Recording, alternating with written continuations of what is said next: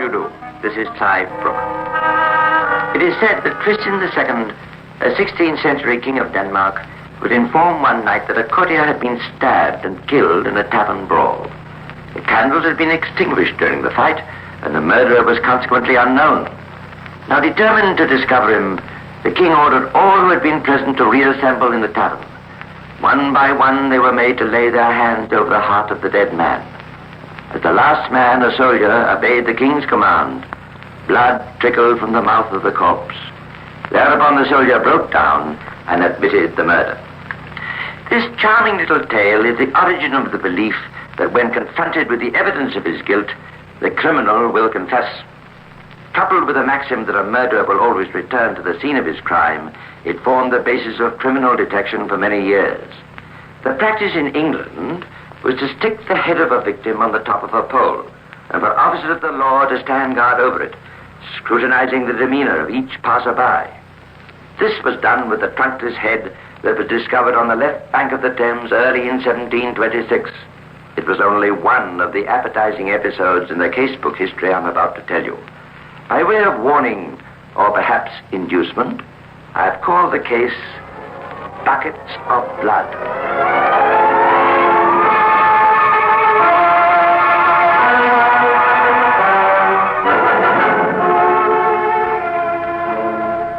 In the foggy dawn of a day early in 1726 that a night watchman at Horse Ferry, Westminster, left his post and walked a few steps down to the edge of the Thames. As he neared the water, he tripped over something and fell into the mud. Kneeling, he turned to see what the object was. What he saw made him rise to his feet with a cry. It was a human head. He took his ghastly discovery to another watchman, and together they went to the magistrate of the district, Mr. Justice Lambert. Well, you two, what is the meaning of disturbing me at this hour? I've not even breakfasted. Well, your lordship, it's like this. I'm a watchman. Yes, but get to the point, man. What have you got in that sack? Go on, Bill, show him. I found this in the mud near my hut, sir, this morning. Good heavens!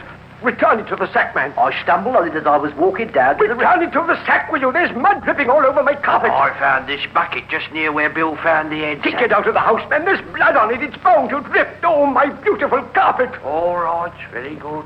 Well, what's to be done, your worship? Soon said the procedure is well and truly laid down. The head must be washed, the hair combed, and then this most ugly specimen shall be posted about St. Margaret's churchyard for all and sundry to see.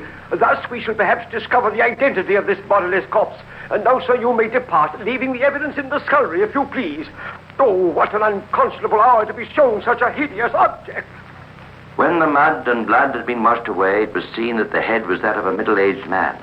But who he was or what he was, it was impossible to know. Crowds soon gathered about St. Margaret's churchyard to view the exhibit.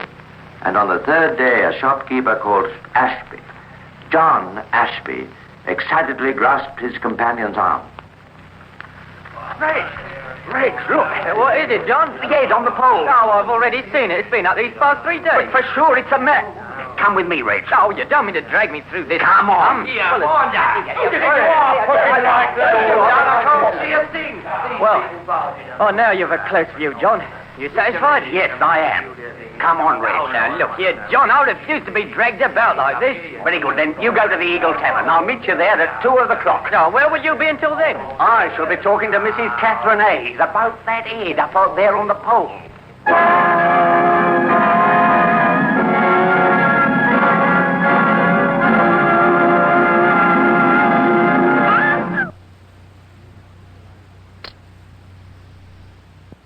I must tell you how she came to be in London and why Mr. Ashby wanted to see her about the head on the pole. Now, at the age of 15, Catherine had quarreled with her father, a labourer, and had left her parents' home when she set off to walk to London 100 miles as the crow flies. But at the first hospital she came to, she was diverted from her course.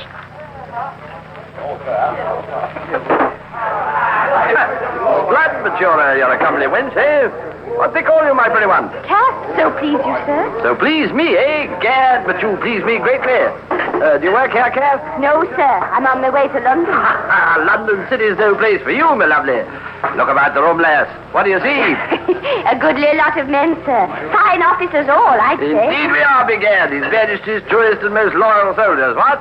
And we've all got a good eye for a woman, Cass. A woman like you, fine complexion, heavenly figure. How old are you, by the way? 15, sir. But older than my years. I'll wager you are. You've had a fine life with us, Kath, in our camp, you know. We've quarters at Great Ombersley. We're on our way there now. But that is in Worcestershire, sir. I'm for London. You were for London, Kath, but now... it's a fine life with the King's officers, Kath. Oh, sir, you must not do that in so public a place. Oh! Are you still for London, eh, Kath? No, sir. I think I'm for His Majesty's officers, sir.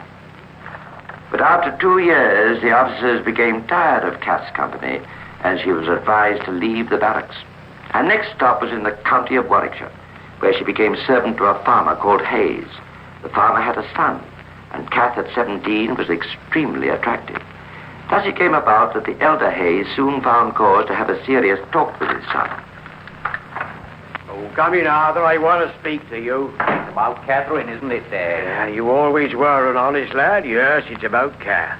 She's only been with us a month, and people are already whispering about you and her. Let 'em whisper. I was planning to tell you anyway. Kath and I are married. What?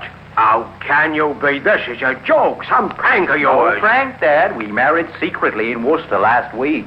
We're very much in love, Dad. I hope you won't do anything to make unpleasantness. Married to a mere slut of a serving girl? Whatever you may say, you shan't alter my feelings. You'll both leave this house tomorrow. I never want to see either of you again. I'd hope you'd welcome me. Wretch, how dare you vote for anything after such action? Out of my house, till you way out! Yes, Dad, I heard. But the next morning, Hayes Sr. repented a little and gave his son money on the condition that he and his wife should leave the district. He also granted him an allowance of £26 a year, no mean sum in those days. Kath refused to live anywhere but London, and as Arthur Hayes was at this time still anxious to grant his bride's every whim, to London they went. Arthur took a house and let apartments. He made money. He opened a chandler's shop and sold coal. He made more money. He started a pawnbroker's business. He made yet more money, but he was by no means happy. Kath, this cannot go on. What do you mean? It's the third time this week that neighbors have come to me with their complaints about you. Robinson from number 20 has just been in here saying he'd murder you if you crossed his path again. I hope you punished him for speaking in such fashion of your wife. I'm tired of standing up for you, Kath. Is it true that you told his wife that you'd seen him with that woman in the park? Of course I told her. You know what I think of such things.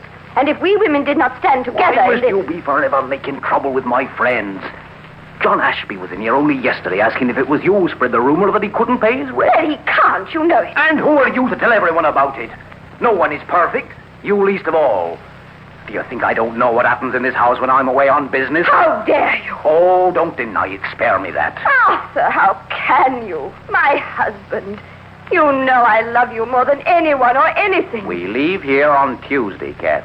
You're ruining my trade and my reputation in the neighborhood. I've taken a house in Tyburn Road. We'll make a fresh start there. But the change of environment did not alter Catherine's nature. She still made trouble for her husband. She still was unfaithful to him when his back was turned. However, Arthur, in spite of his unhappy home life, continued to prosper in his pawnbroker's business. He also let 3 rooms of his house as apartments. One of the lodgers was a young tailor called Thomas Billings. Catherine liked his looks, and he hers.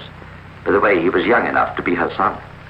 The mutual attraction led to a most severe quarrel between Arthur Hayes and his erring wife. And I returned from labouring to keep you in your expensive ways, only to be told that Billings has been more than just a lodger in my absence. Do you expect me to sit alone while you're away?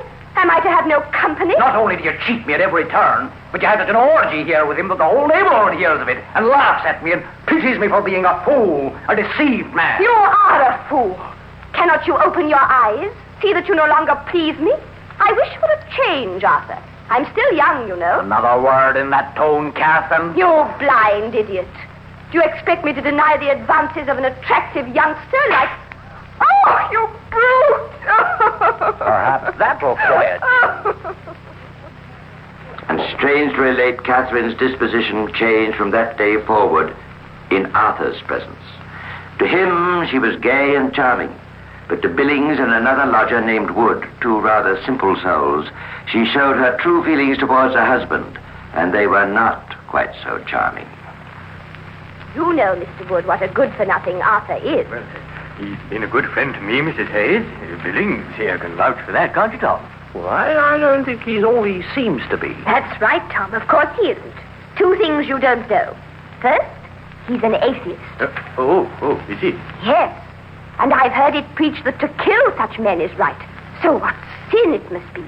And worse than that, he's a murderer. No. Could I say it about my own husband if it were not true? He killed 2 men in the country, buried them under a pear tree. That's why we came to live in London. My word, an atheist and a murderer. And with all that money, too. Yes, £1,500 he saved. All of it comes to me on his death. But what a scoundrel he is, eh? These arrant lies were not just idle chatter on the part of Catherine Hayes. Every story she concocted was told with a purpose: to secure the assistance of Messrs. Wood and Billings in the murder of her husband.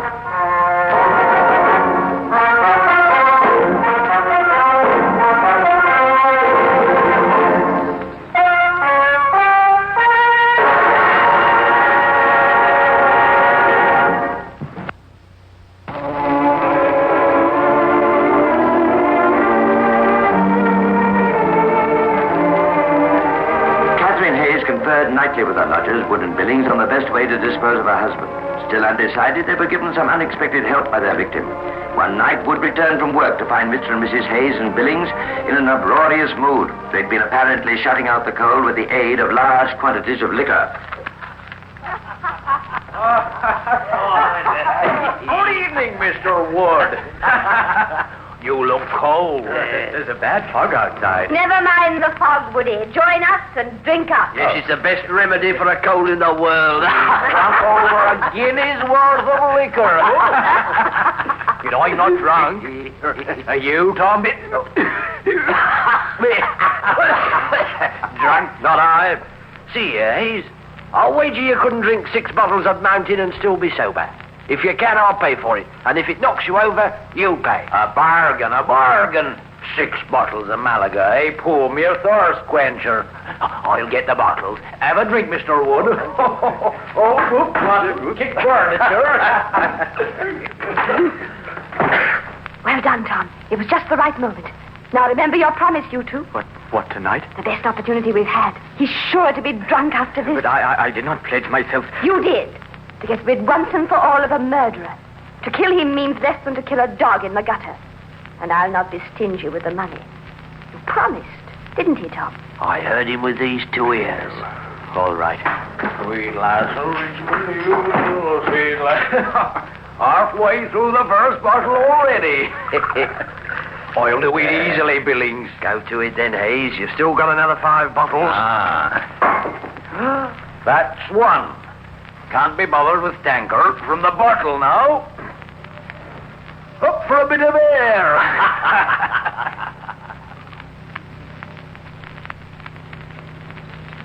Only a few more.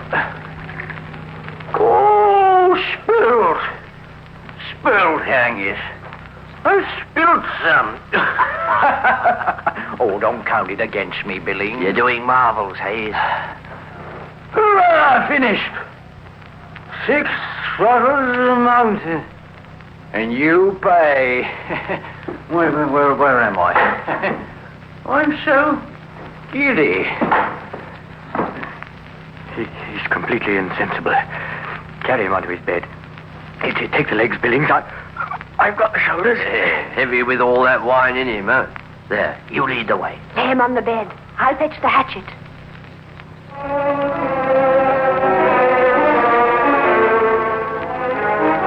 When Catherine Hayes returned, Billings took the hatchet from her and struck Hayes on the head, but it was not sufficient. So Wood snatched the hatchet from Billings and dealt the victim 2 more blows.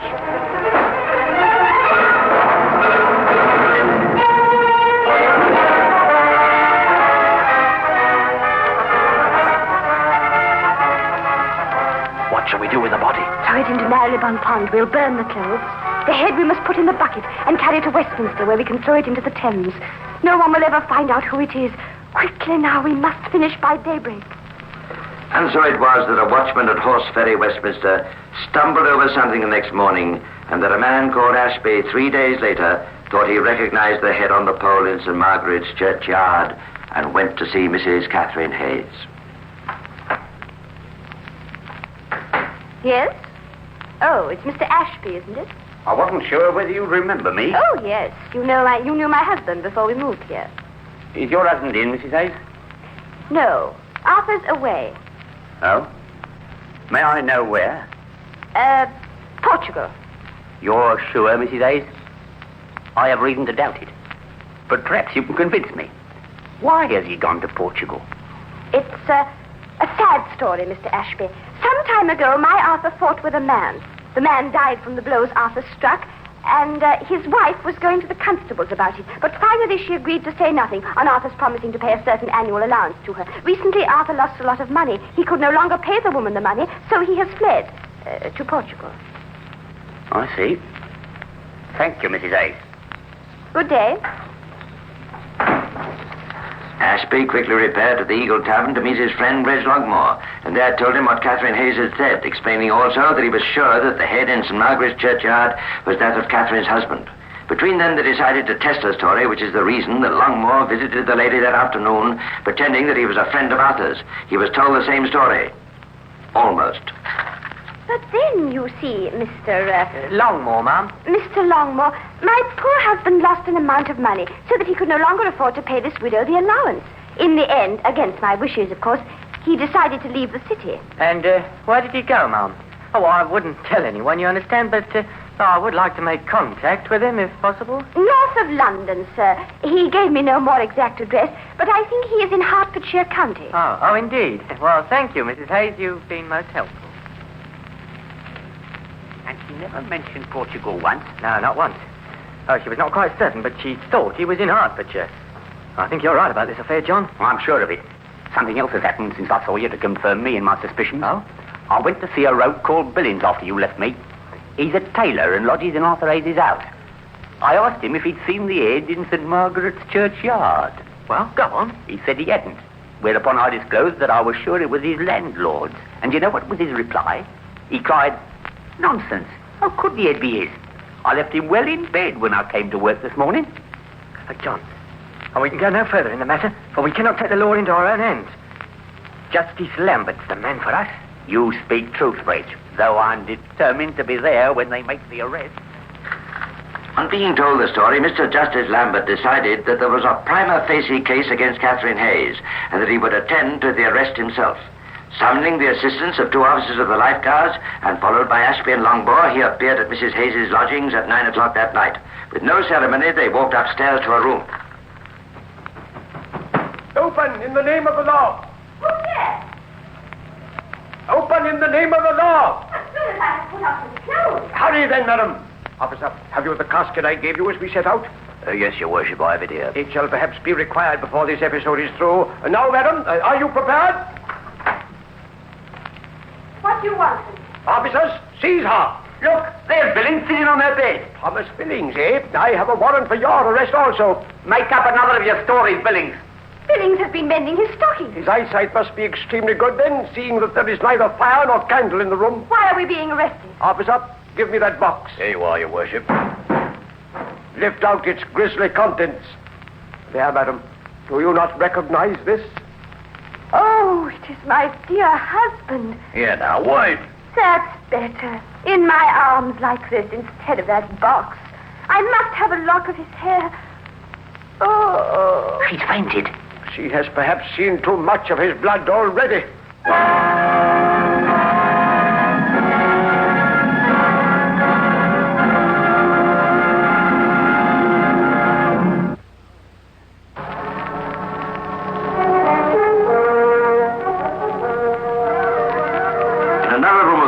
Wood was arrested the same night, and the 3 criminals were then taken to the Old Bailey to await trial.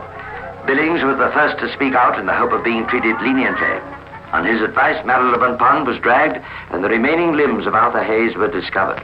Wood then confessed also, but in spite of the whole ghastly crime being disclosed, Catherine Hayes maintained her innocence. Catherine Hayes, your companions Wood and Billings have confessed to the murder of your husband, Arthur Hayes, and have pleaded guilty in the forthcoming trial. As examining magistrate, it is my duty to inform you that unless you alter your plea of not guilty, you will have to make a defense, for which, in due course, you will be provided counsel. The enormity of your alleged offense has induced the king, whose gracious majesty may God preserve, to direct the prosecution through no less a personage than the Attorney General. In the trial that then took place, the Attorney General of England argued for the supreme penalty of the law in those days, hanging and then burning. The jury, in spite of Catherine's repeated cries that she was being wronged, brought in the verdict after only a few minutes. Members of the jury, look on this woman. Do you find her guilty or not guilty of the foul crime with which she is charged? We find her guilty. My lord, The female prisoner at the bar may speak. you have found me guilty, but I did not strike the fatal blow. Billings and Woody have admitted to that themselves. If I must suffer hanging, surely in view of their confession, I may escape burning. The request of the prisoner is denied. Catherine Hayes, you have been found guilty, by just process of law, of a most foul and heinous crime. To be burnt after hanging was a fate reserved for women. Men were hanged and then suspended by chains near the scene of the crime. Although Catherine's second assistant, Wood, cheated the gallows by dying in Newgate the day before his appointed execution, the corpse of Thomas Billings was duly strung up near Marylebone Pond, where the remains of Arthur Hayes had been discovered. As to the chief instigator of the crime, her end was almost more horrible than that of her victim. On May the 9th, 1726, the crowd about Tyburn, in spite of the layer of snow on the ground, was so great that only a few could see the gallows. But among those few were John Ashby and Reg Longmore, more than a little proud of their share in the apprehension of no longer Kath or Catherine, but just the woman Hayes.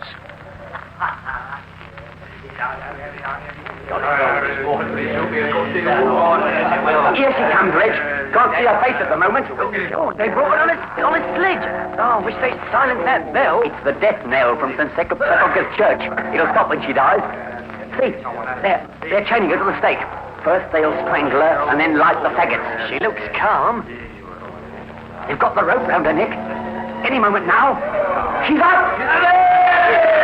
Look, they lit the fire too soon. John, I can't see. They lit the fire too soon. The hangman had his hands burst and had to let the rope go. She's trying to kick the faggots away. He's being burnt alive, man. He's being burnt alive.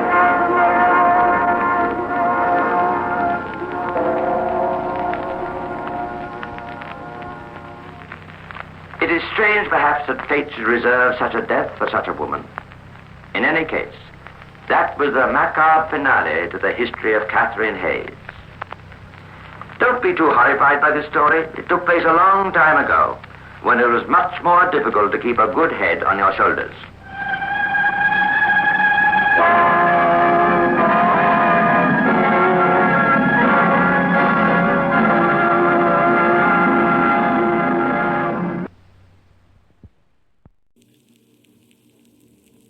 How do you do? What would make you commit a murder? What motive? Love? Hate? Jealousy? Greed? Murders by madmen don't count. They have no motive. But quite sane people have destroyed human life for reasons both extraordinary and unpredictable. How interesting and exciting are the vagaries of human nature, in proof of which I'm going to recall to life a little scene of murder that happened at a certain place and to certain people. And I want you to guess the motive. The certain place was a public house, and there are certain people, two men and a woman.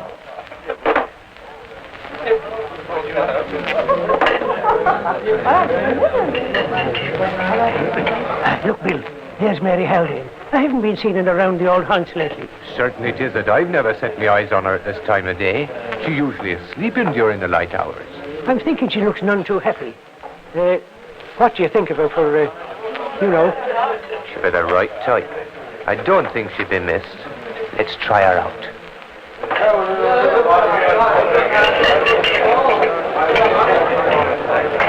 Well now, Mary Miguel, you're out very early today, are you not? Early, late. Makes no difference when you're only half alive. Closing time, gentlemen. Come to think of it, Mary, you're looking a bit under the weather now. You've not been drinking, have you? That's just it. This is my first, and it looks like being the last. I'm sober as a saint and very, very sorry for it. What in the name of heaven will it be then that's making you so unhappy? Money, Bill. Money. Haven't any. Ah, well, now, I'm thinking a wee dram of the finest refreshment in the world. It would be doing you no harm at all, Mary, now. Come along with us to Bill's house. We were just going to have a drop ourselves now. Oh, thank you, gentlemen, thank you. I'm just dying for a drink. You never know how much you love the stuff until you haven't got the money to buy it. Oh, thank you, gentlemen. You've probably saved my life.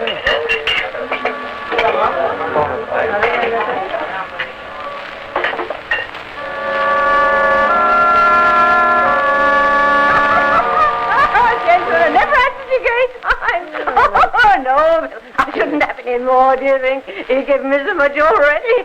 Oh, well then, just one more. Oh, that's good. The taste seems to get better and better and better. Come along now, Mary. Just one more now. This one will taste better than all the others put together. Oh, no, really? Oh, well, I'm finding myself getting a bit dizzy, you know. I don't think I better have any more. Really, Susan, now's the time. Get that pillow quick. What was that? Is that Bill? Drink, Mary. Just a little drink, you know. Just another little drop for the pretty shine in your lovely eyes now. Oh, Bill. You and your compliments. You'll be the death of me. Quick now. Over her mouth and nose. I got her light. It won't be long now. I think it's all over now. Can you hear her heart? Just a second. Yes, it's still beating. It's fainter. I can hardly hear it now. Yes, it's stopped. And now, what was the motive for that murder? A murder deliberately planned and executed. What was the motive? The woman had no money. She'd done nothing to call for revenge. The murderers certainly neither loved nor hated her. What could they gain from her death? What did they want from her? Well, they wanted her dead body.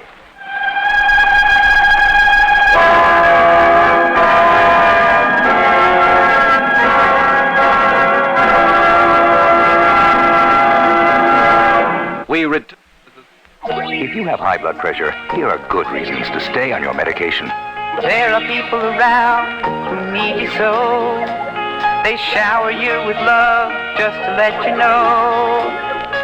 They want you to be there to see their dreams come true. But you won't be there if you don't take care of you. Do it for them, your son and your daughter. Know that you oughta do it for your loving wife.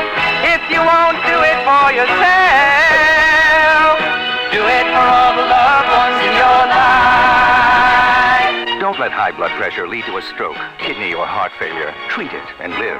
Stay on your daily medication. If not for yourself, for them. Do it for all the loved ones in your life. A public service of this station and the Advertising Council.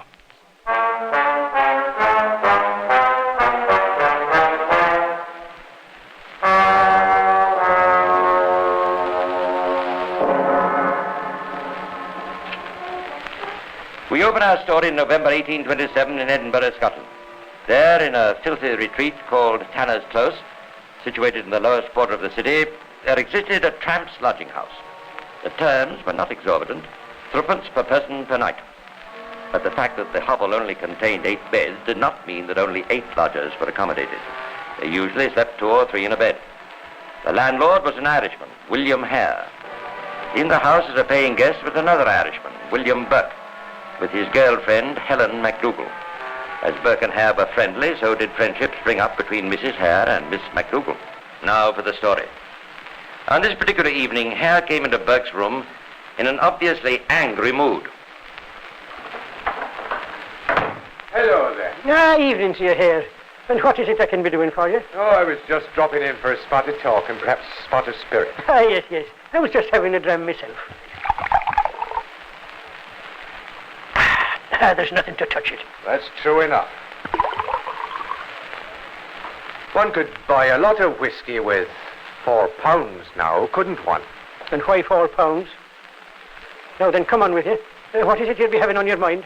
Well, it's this way, Burke. That old man Donald. There, me pensioner upstairs, who's always having them nightmares. He'll be having no more nightmares. He's dead. Is he, by the saint? And when? Yesterday morning. Ah, well now. But what's there in an old man dying off to worry you? He had to die sometime. You didn't have a hand in it yourself now, did you? Lord, no. He died of too much drinking and old age. I wanted him to stay alive, the old codger. He owed me money.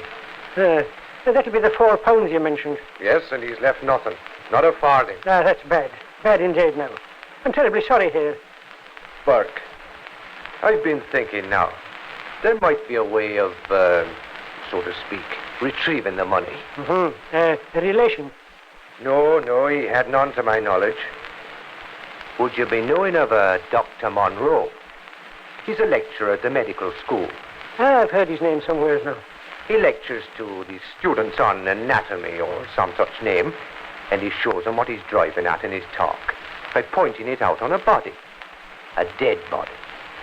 He cuts up the body while he's talking to them. Ah, go on here now. But what's this got to do with old Donald upstairs? Dr. Monroe is short of bodies right now. He pays well for them, and no questions asked. He usually gets them from the students who rob the graves of the dead up at the church. But you'll be wanting to sell him old Donald without having to put the corpse in the grave at all. Right. Will you be helping me? I need help in this. What'll I be getting out of it? Anything over the £4 that Donald owes me. I'm with you then. Where's the body? In the coffin in the yard. We'll stuff the box with a bag of wood, then nail the lid back on. No one will know it isn't a corpse inside when they come to bury it. Let's get on with it then. The idea was a variation on the old one of body snatching. The robbing of graves had been going on since early in the previous century. The dissecting tables of the medical schools were kept supplied mainly by bands of such thieves who would rob the nearby churchyards at a good profit.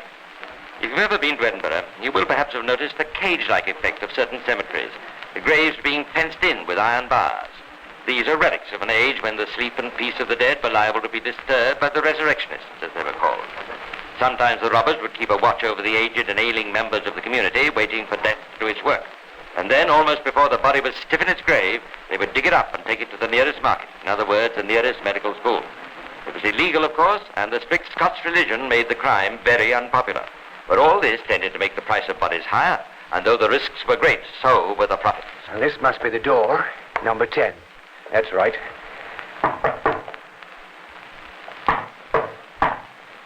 Well, there's someone about anyway. Should we bargain, do you think? Better not the first time. Let's hear what they have to offer. If he pays enough to cover Donald's debts to you and a bit more for me, I'll be content. I wish he'd hurry up. I don't like carrying a corpse all over Edinburgh with me. Can I help you, gentlemen? We've come to see Dr. Knox. Oh, I'm afraid he's busy at the moment. Can I help you? Oh, you can trust me. Well, now, we have this... Oh, I see. I'm sorry. Come inside. Now, put it down on this table. That's right. Now then, take it out of the sack. Now, I'm afraid I can't offer you more than £7. £7, is it? Oh, all right then, £7.10, but no more. Now, here you are. Thank you kindly, sir.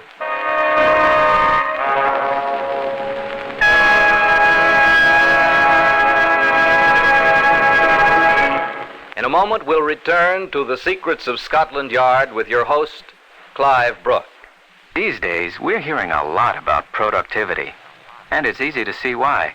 Because if our country can manage to make a little more out of our natural, financial, and human resources, we can slow down inflation, strengthen our economy, and make our jobs more secure. Sounds like a politician's dream, doesn't it? Well, it's more practical than you might think. Because what it takes is not muscle, but ideas. Ideas on how to do a job a little better. Ideas on how to make a piece of steel go a little further. Ideas on how to make crops grow a little better. And America is strong on ideas. So if you can use your ingenuity to do your job a little more productively, do it. And encourage others to do the same. America has always worked best when we all work together. This message from the National Center for Productivity and Quality of Working Life, brought to you by the Ad Council and this station.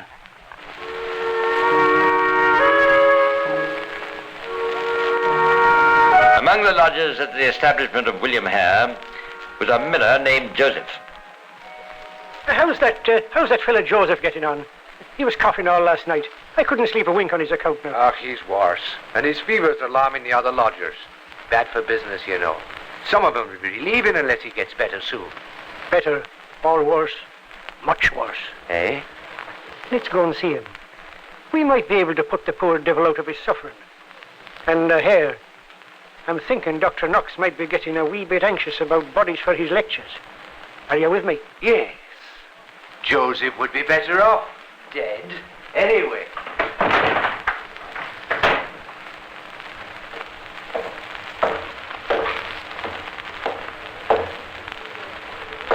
Has he any relations that might be worried about him? Not that I know of. Here's the door. Now wait till I say the word, and then move quickly.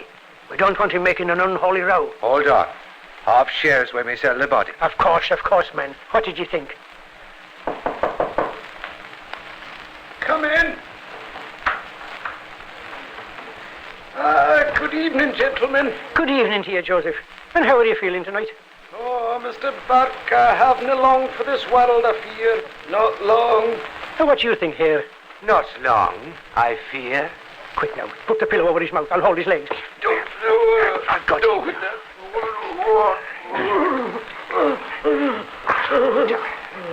That's done. Now this time we have...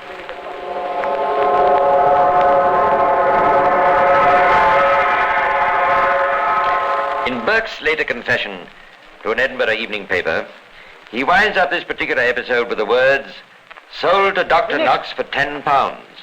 About 9 months after the first murder, that of Joseph the Miller, an ex-soldier and his wife, Mr. and Mrs. Gray, were staying at the lodging house. One evening there was a party given by Burke in his room to which all the lodgers were invited. Burke gave the party in honor of a little old woman he had found in a wine shop. Mr. and Mrs. Gray were among the guests.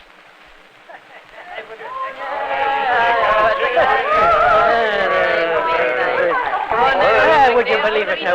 There I am having my morning dram of whiskey in old Rymer's shop. When what would I be hearing but a gentle voice speaking in accents of my own beloved Ireland, asking for alms she was. Now, Mrs. Gray, would I be the true son of the fairest land in all the world if I were not asking you to take a little refreshment at my expense? And as sure as my name's William Burke, what would you think I would be finding her name was? I'm sure I don't know, Mr. Burke. I'm sure I don't know. Why, Doherty. The same as my darling mother's name, God rest her soul. And would it be right now, I'm asking you, Mrs. Gray, if I were not to be throwing a bit of a party tonight for the sake of a dear relation of mine? Very kind of you, Mr. Burke.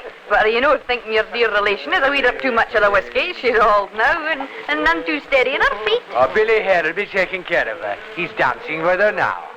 Oh, look now, if he hasn't trampled on her feet. Oh, she doesn't look too badly hurt to me. No, probably just a sprain. Now, are you all right, my dear Maggie? Oh, Mr. Burke, I'm not hurt bad, but I'm afraid there'll be no more dancing for me tonight.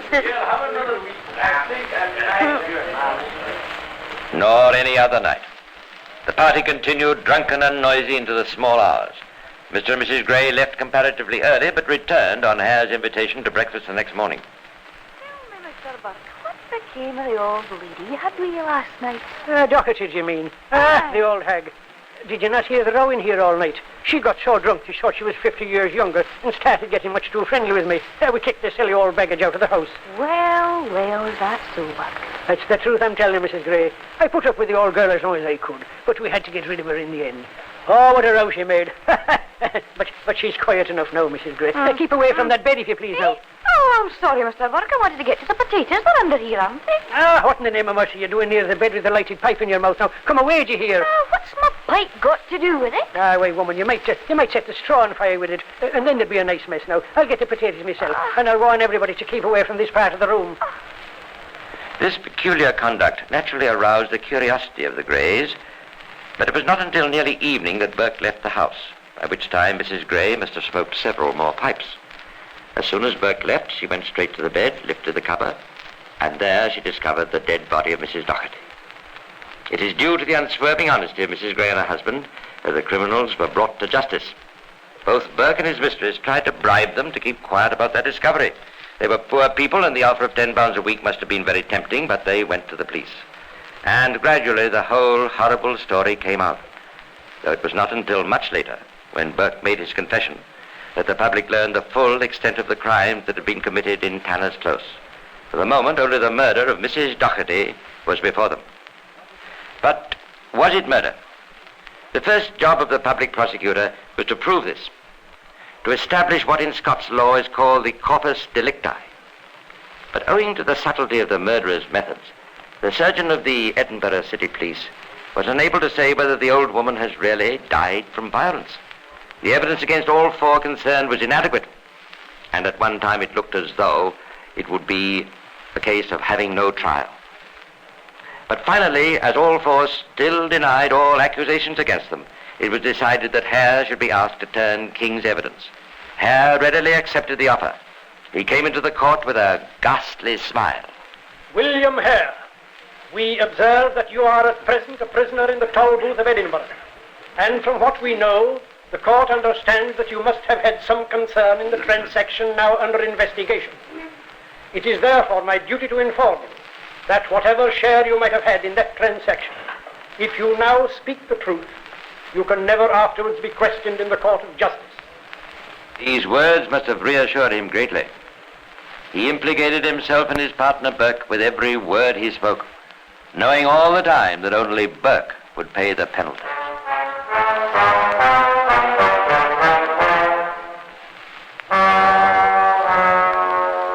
The case started at 10 a.m. on December the 24th, 1828, and the court sat without a break until 9:30 the next morning, Christmas Day, when the verdict was returned. Burke's mistress, MacDougall, was acquitted, as the charge against her was not proven, which is a Scots compromise between guilt and innocence. Hare's wife went free, as his evidence could not concern her. Wife cannot bear witness against husband.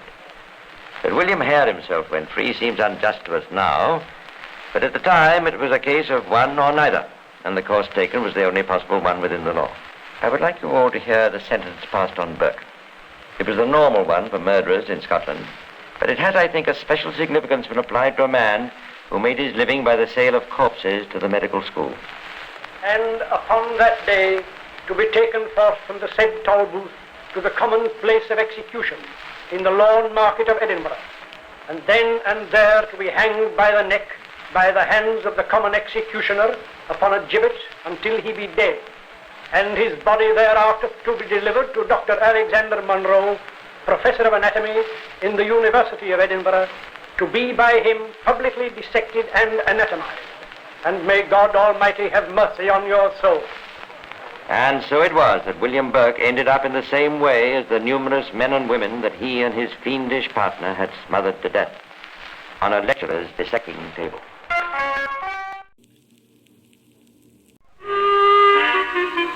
How do you do? This is Clive Brooke. Here is the story of Charles Peace, musician and murderer.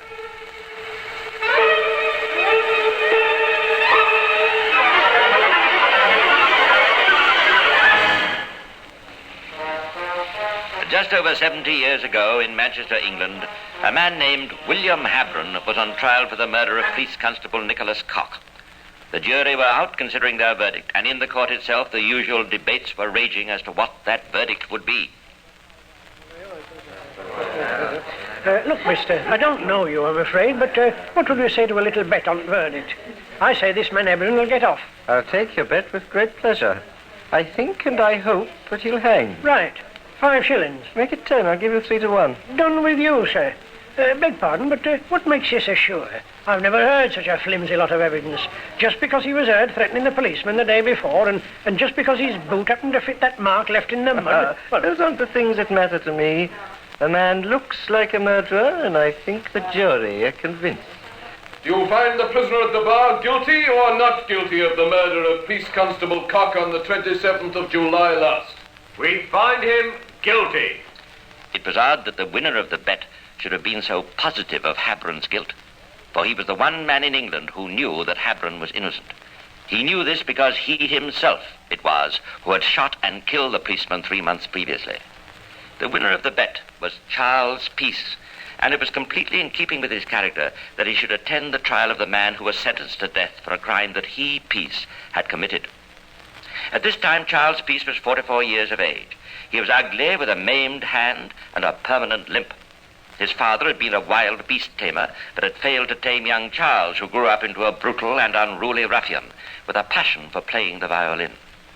One day in the same year as the Habron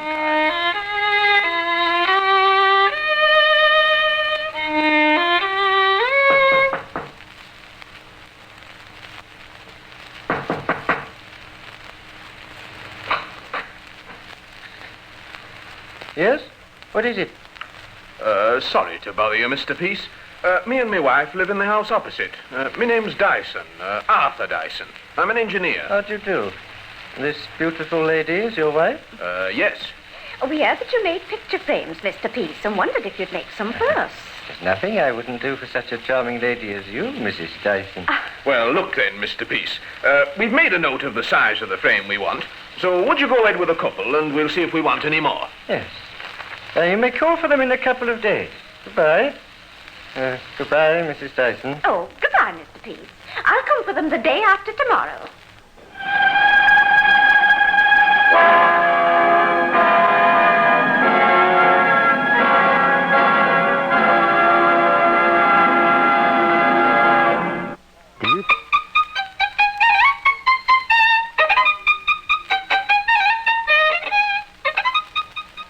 Charles Peace set to work with a will. Perhaps he enjoyed making picture frames, or was it actually that Mrs. Dyson was a singularly attractive woman? In any case, the frames were ready when she called 2 days later.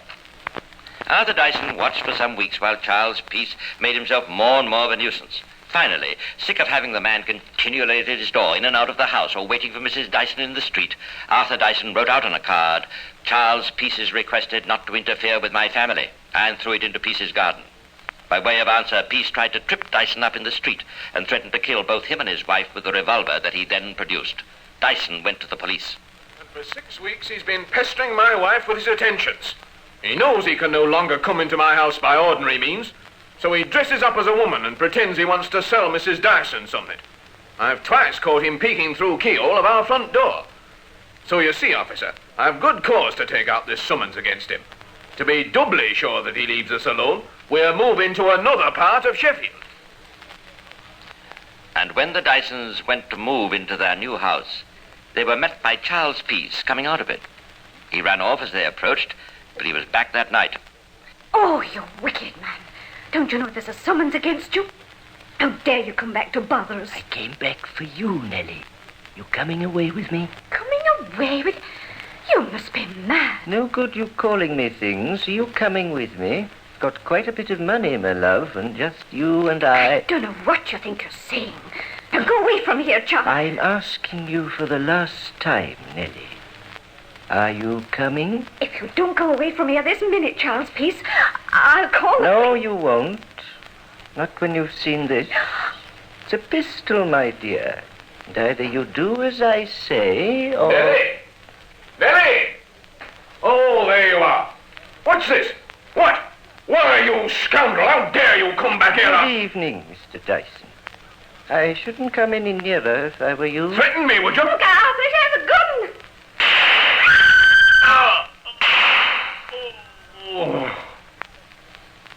The one shot hit the house, the other went through Arthur Dyson's brain. Charles Peace had committed his second murder, and this time there was no one else to be tried in his place. He was known to be the culprit. Hue and cry were raised. £100 was offered as a reward for his capture, but no trace of him could be found. A year went by. Mrs. Dyson went to America. It seemed as though her husband's murder would remain unavenged. It was during these 2 years following the Dyson murder that Charles Peace became the legendary figure that he is today. We are assured that Sherlock Holmes once said, "My old friend Charles Peace was a violin virtuoso."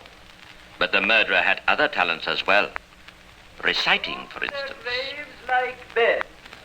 Fight for a plot whereon the numbers cannot try the cause, which is not tomb enough and continent to hide the slain. Oh, from this time forth, my thoughts be bloody, or be nothing worth.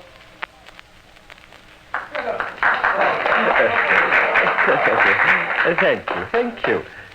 Now, my friends, after those magnificent words of our greatest poet, I would like to play you a violin solo of a song by one of our great musicians, Sir Henry Bishop. Home, sweet home.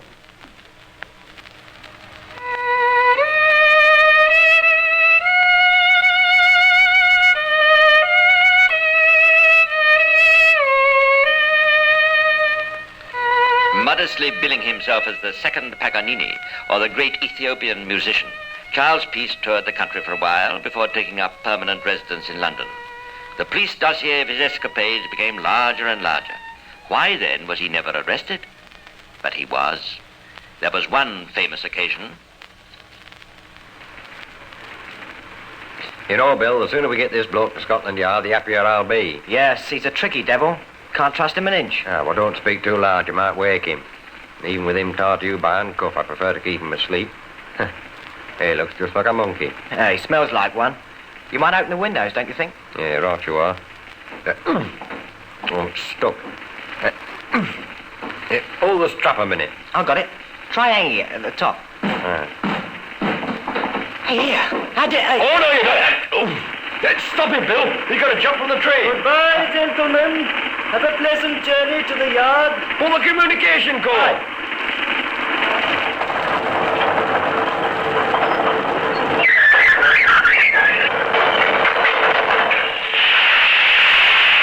And with that, the elusive Charles Peace leapt from the train.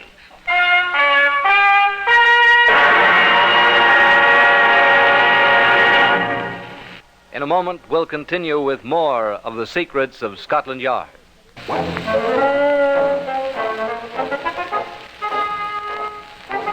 With his remarkable ability to disguise his features, Charles Peace overcame the limp and the crippled hands that might otherwise have helped Scotland Yard to capture him. They look only at your face, he once said. If your face is different, the rest of you is different. He eventually used walnut juice to bring about a permanent change in his appearance. At about that time, strangely enough, a respectable old gentleman had taken up residence in Peckham, a suburb in the south of London. Calling himself Mr. John Thompson, he had moved in with his current wife, Jean, a Mrs. Ward, whom he is pleased to call his housekeeper, and a considerable collection of dogs, cats, and violins. Quiet, you pups, quiet. Down, down. Thank you, Jean, my dear, thank you. It was charming. You do play well. That's a new fiddle you're using, Charlie. Yes, I picked it up yesterday. Oh, 9 o'clock already. Mr. Snell will be coming in soon. Is Mrs. Ward joining us for a trio? She is. Really, Jean, I wish you could get over this sulky attitude towards Bertie just because I married her before I met you. Oh, I don't mind that, Charlie. It's your keeping her here in the house. Oh, what's so wrong in that? No one thinks of her as anything but my housekeeper. It's not very pleasant for me. Oh, there's that silly old Mr. Snell. Don't be so rude about our neighbour. He's important to my position in local society. And don't forget, my name's John, not Charlie. Oh, Mr. Thompson. Mr. Snell is here to see you. Come in, Snell, come in. Good evening, Thompson. Don't go away, Mrs. Ward. You don't mind my housekeeper staying, do you, Snell? I thought we'd have a trio later on. Oh, delightful, delightful. Thank you, Mr. Thompson. If you're sure Mrs. Thompson won't mind. Don't need to ask my permission. It's Charlie's house. I always love it when you call me Charlie, my dear. A nickname, Snell, a nickname that my wife calls me. Oh, delightful, delightful. I sent that letter off to the Admiralty, Thompson. I've given them full details of the invention. Good, I hope they'll buy it. What exactly is this invention of yours, Mr. Snell? Well, briefly, Mrs. Thompson, it's a method of raising sunken vessels by the displacement of the water within them by means of air and gases. Your husband's help to me has been invaluable. Invaluable. Now we've written to the Admiralty offering to raise 2 ships that were sunk some time ago. You don't really think they'll accept it, do you, Mr. Thompson? And why shouldn't they accept it, Mrs. Ward? What do you know about it, anyway? Well, of course, if I'm going to be insulted by a... Now, ladies, please. We have a guest. Shall I play for you? I shouldn't think Mr. Snell wants to listen to us. No, please play. I'd be delighted, delighted.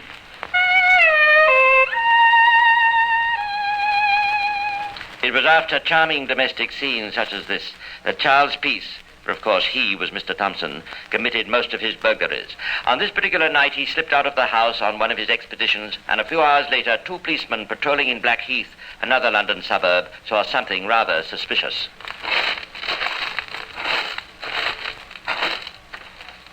Oh, try to trap me, would you? Well, I don't keep this toy strapped to my wrist for nothing. you all right, Rob? Yes, Jack, he missed me. Now, you better come quietly, mister. No, so there are two of you, are there? Keep back. Keep back. Or I'll shoot you. It's no use, my friend. You can't... Oh! Don't worry, Rob. I got him this time. Oh, no, you don't, mister. I got you now. He didn't hit you, did he, Rob? Rob! Rob!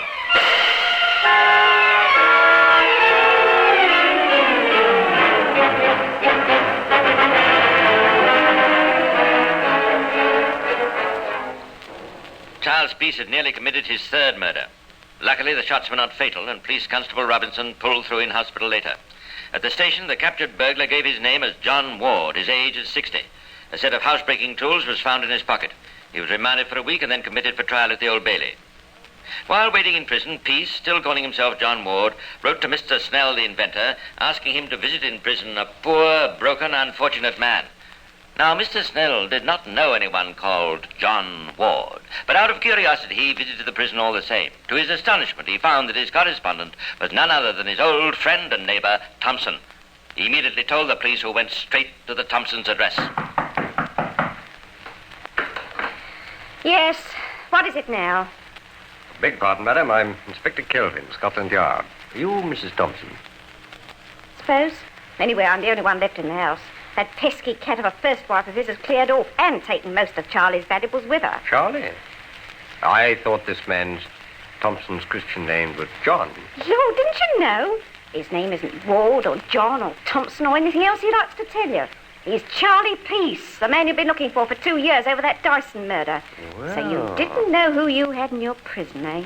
Well, no, ma'am. To be quite frank, we didn't. Well, in that case, to be quite frank, I'd like the £100 reward you've offered for information on his whereabouts.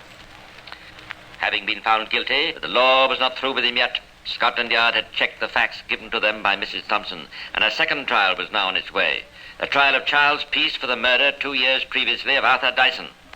When Peace, in a battered condition, was turned over by his warders to the Sheffield police for examination before the trial... handing over the prisoner, Charles Peace, to use her for examination. We just brought him up from London. Oh, I'm glad you told me his name. I can hardly see him for bandages. What happened to him? Well, sir, he tried to repeat a trick he played a year ago. He was on the train and somehow managed to slip his hand out of the handcuff and then flung himself through the window. How fast was the train traveling? About 50 miles an hour, sir. Stunning for a man of 60. But he didn't get away. No, sir. I managed to grab his boot. The other warder pulled the alarm signal. The prisoner was dragged along some way. Which accounts for the bandages? Yes, sir. Frankly, sir, I don't think he's as badly hurt as he pretends to be. Sounds just like him. Oh, he's an awful faker. Well, thank you, Sergeant. Thank you, sir. Oh, and Happy New Year to you, sir. Thank you. The same to you. I don't think it'll be a particularly pleasant or a particularly long one for Mr. Peace. Mrs. Dyson, whom Charles Peace had found so difficult to let alone, had been brought all the way from America to give evidence against him. Peace seemingly retained none of his former feeling for her. Wrapped in rugs, complaining continually of his bruises and aches, he harangued his examiners. Mustn't believe her. I have lots of witnesses who can prove that that bad, base woman had threatened my life and had threatened her husband's life. I can't talk to you. I'm so bad. My head, I feel very bad. That horrible misery of a woman often threatened to kill me. She pointed pistols and things at me and her husband. She's wicked to the core. Wicked, wicked. Oh, yes, Charles Peace was quite an actor. His exploits, his escapes, his disguises, his love affairs, all these had captured the imagination of the public. It was therefore a huge crowd that gathered in the Leeds courtroom to witness his trial. Prisoner at the bar, I pass upon you the only sentence... Have mercy, O Lord! I pass upon you the only sentence... Mercy, have mercy, O Lord! The only sentence that fits the crime you have committed, which is that you be taken to a place of execution.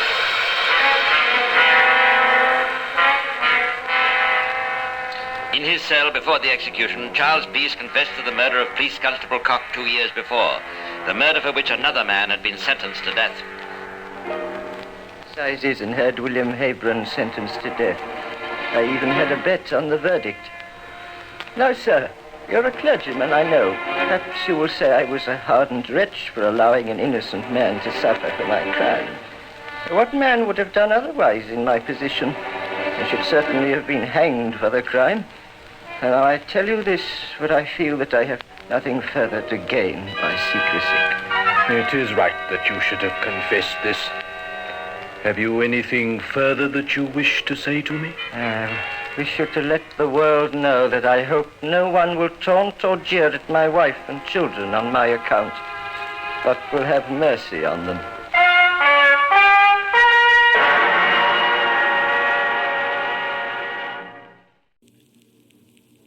How do you do?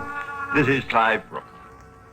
Clarence Darrow, the American lawyer and writer, once said that everybody was a potential murderer, and that although he himself had never killed anyone, he frequently got great satisfaction in reading the obituary notices. Mr. Darrow perhaps goes further than most of us, but the fact remains that we are all intrigued by a murder trial. The reasons may very well be that subconsciously we put ourselves in the position of the accused, and the more normal the accused person is or appears to be, the greater our interest. Now, why? Because we consider ourselves to be normal, and as we watch and listen to the murderer, we are saying, there, but for the grace of God, go I. Nothing so stimulates the imagination of the public as the trial of a man who, to all appearances, has led a respectable, normal life, and who suddenly has that life splashed across the front page of every newspaper in the land because he has been accused of murder. The man or the woman. And the case I'm going to tell you about today is that of a woman, Mrs. Florence Elizabeth Maybrick. Her trial in Liverpool just 60 years ago was one of the outstanding murder cases of the 19th century, and it remains to this day one of the classics of its kind. For added to the factors which go to make a good murder case, the normality of the prisoner, the respectable family life, the fiendish plot of which he was accused, added to these factors was the element of mystery. And next to a good murder, the world loves best a good mystery. The case of Mrs. Florence Maybrick had both.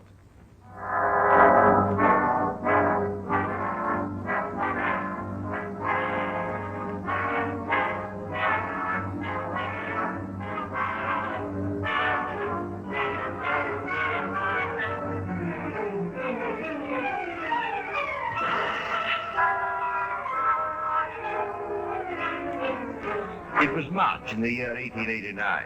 The days had been unusually sunny for so early in the year, and in Liverpool, England, the inhabitants went about their work smiling, for sun in March was something to be cheerful about. In Liverpool was the home of Mr. and Mrs. James Maybrick. Mr. Maybrick was a wealthy cotton merchant.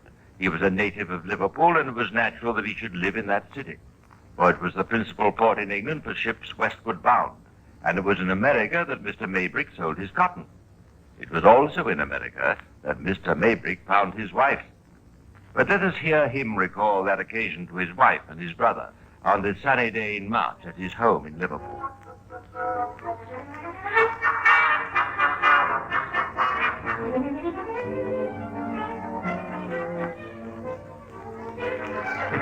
It's 8 years ago today, Michael. Hey, I'm surprised that you and me one brother should forget my wedding anniversary. It is bad of me, Tim. But you know, the date has never really stuck in my mind. I suppose it's because it all happened out there in America. Well, you're wrong again, Michael. Oh, yes, I know Jimmy met and wooed me out there. And how he wooed. But we were married in London while you were in America. There you are. You see, I knew someone was in America at the time. You're too tricky for us, Michael. Well, anyway, it's our 8th anniversary today. 8 years of very happy marriage, eh, my love? Very, very happy, Jim. Oh, I'll admit I've had my doubts and fears, but thanks to the Lord, they've come to nothing. What were you afraid of, Jim? Do you think Florrie here would want to live in America? Were you ashamed of dear old Liverpool? Oh, it wasn't that so much, but, well, you know how old I am, don't you, Michael? You do sound solemn about it, old boy. Well, I know you're over 45. 50 last month. Now, Jim, that's no very great age. No, my love, but sometimes it worries me that you're so much younger. Well, only 26. Did it worry you when we met in New York? I was only 18 then, and you were 42. It was different then. Oh, stop fussing, Jim. I've never known such a warrior. If it's not your health, it's your age. You ought to be very grateful. You've made a lot of money. You can sit back a bit now and tell others what to do in the firm. You've got a lovely young wife. Thank you, Michael. You've got two of the sweetest kids I've ever seen, a grand old house with 4 servants to run it. What more could a man want? You're right, of course, Michael. We must count our blessings. It was 3 o'clock, Jim. Time you took your medicine. Quite right, my dear. Thank you for reminding me. Thank the gods for giving you good health. Michael, I can't think of anything worse in life than always having to take these infernal tonics and tablets. I really think you enjoy it, Jim. Enjoy it? I wish I could. It's no talking matter, you know, Michael. Some of these drugs I take are very dangerous. I learned all about them when I was last over in the States. This one, for instance, contains a good deal of strychnine. Strychnine? I thought that was something to kill you, not to cure. It's poison, isn't it, Jim? Yes, it's poison, all right. But not when taken in these small quantities. It's used to calm the nerves. My nerves are terrible, you know. Does Dr. Hopper still attend you? Well, what does he say about all this? Hopper isn't much good. I still take the medicine I brought in the States, as well as this one that Hopper's given me. The American one contains arsenic, I believe. So really, you see, I'm just dosing myself with poison. I should be careful there, Jim. They're dangerous things to muck you about with. Don't worry, Michael. I shan't do away with myself. What a depressing conversation. Come on, you two, cheer up. This is supposed to be a celebration.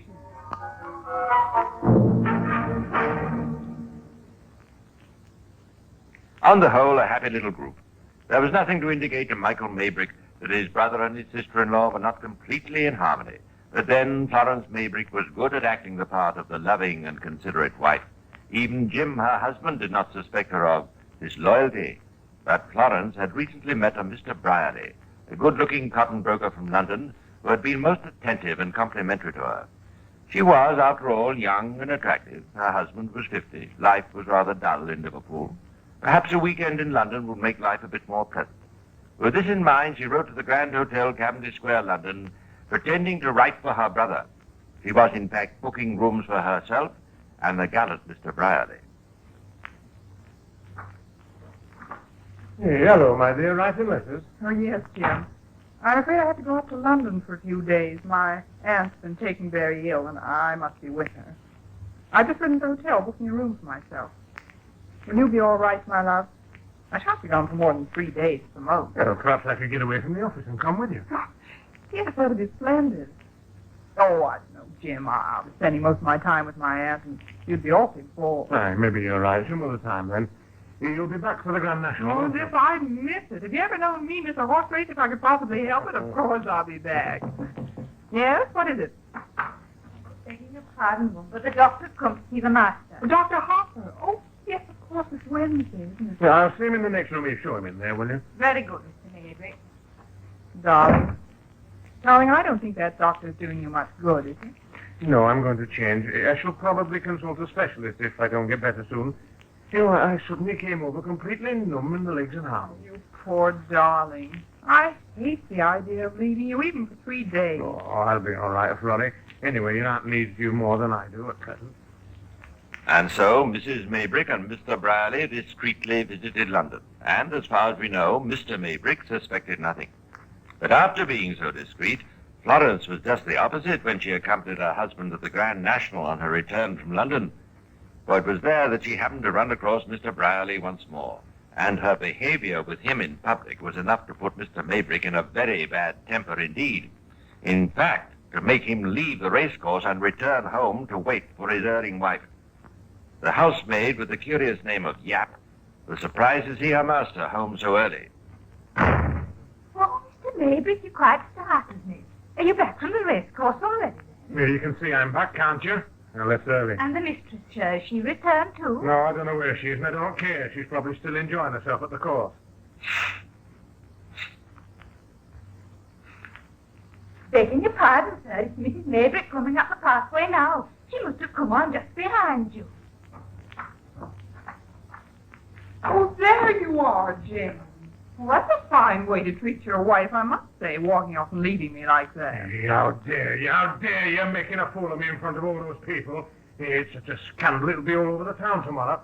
How could you, with that Brierley man, too? What, may I ask, is wrong with that Brierley man, as you call him? What's wrong with him? Tell me something that's right about Well, him. he's certainly a great deal more fun than you in your present mood. Why, you little... You deserve to be beaten black and blue for this. It's the end, James. You realize it's the end. I'm leaving this house. You leave it by all means, and remember that once you cross the threshold, you'll never enter it again. Madam. Yes, what is it? Oh, madam. Really? What of him? He's not ill? Oh, bless you. No, madam. He's just asking for you. That's all. Would you come up and see him? Yes. Yes, of course. Jim. Yes, Florrie. What is it? Jim, I'm sorry. I'm really sorry I upset you. Will you forgive me? I'll never do it again, never. All right, Florrie. Let's say no more about it. 6 o'clock. Time for my tonic. I'll fetch it for you, dear. I'm going upstairs anyway. Thank you, Florrie. It was during the next month, April, that James Maybrick made a journey to London, but not for pleasure. He went to see a specialist about his liver, his nerves. He was given a new prescription which he had made up in London and sent on to him. While he was giving his instructions to the chemist in London, his wife was visiting her chemist in Liverpool.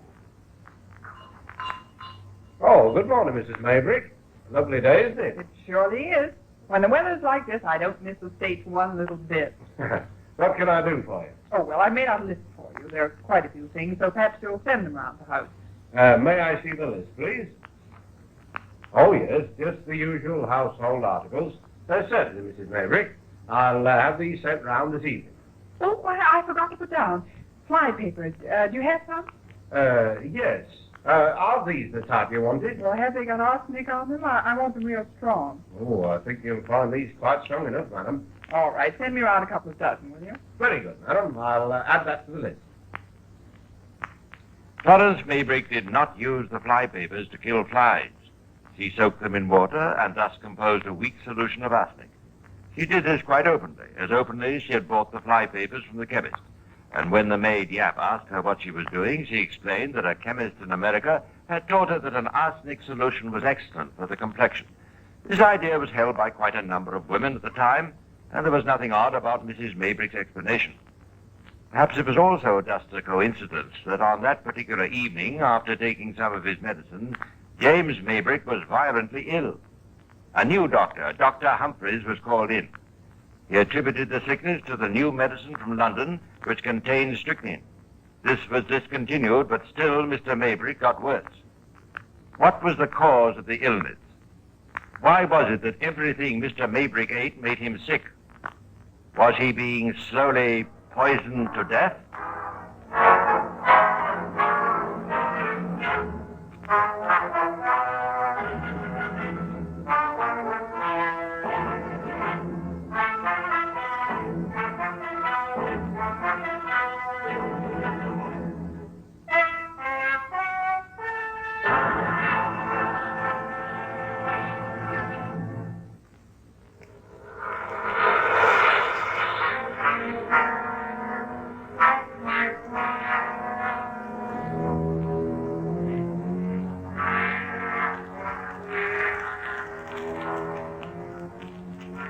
It was on the 7th of May, 1889, that Mrs. Florence Maybrick called in a second doctor to examine her husband.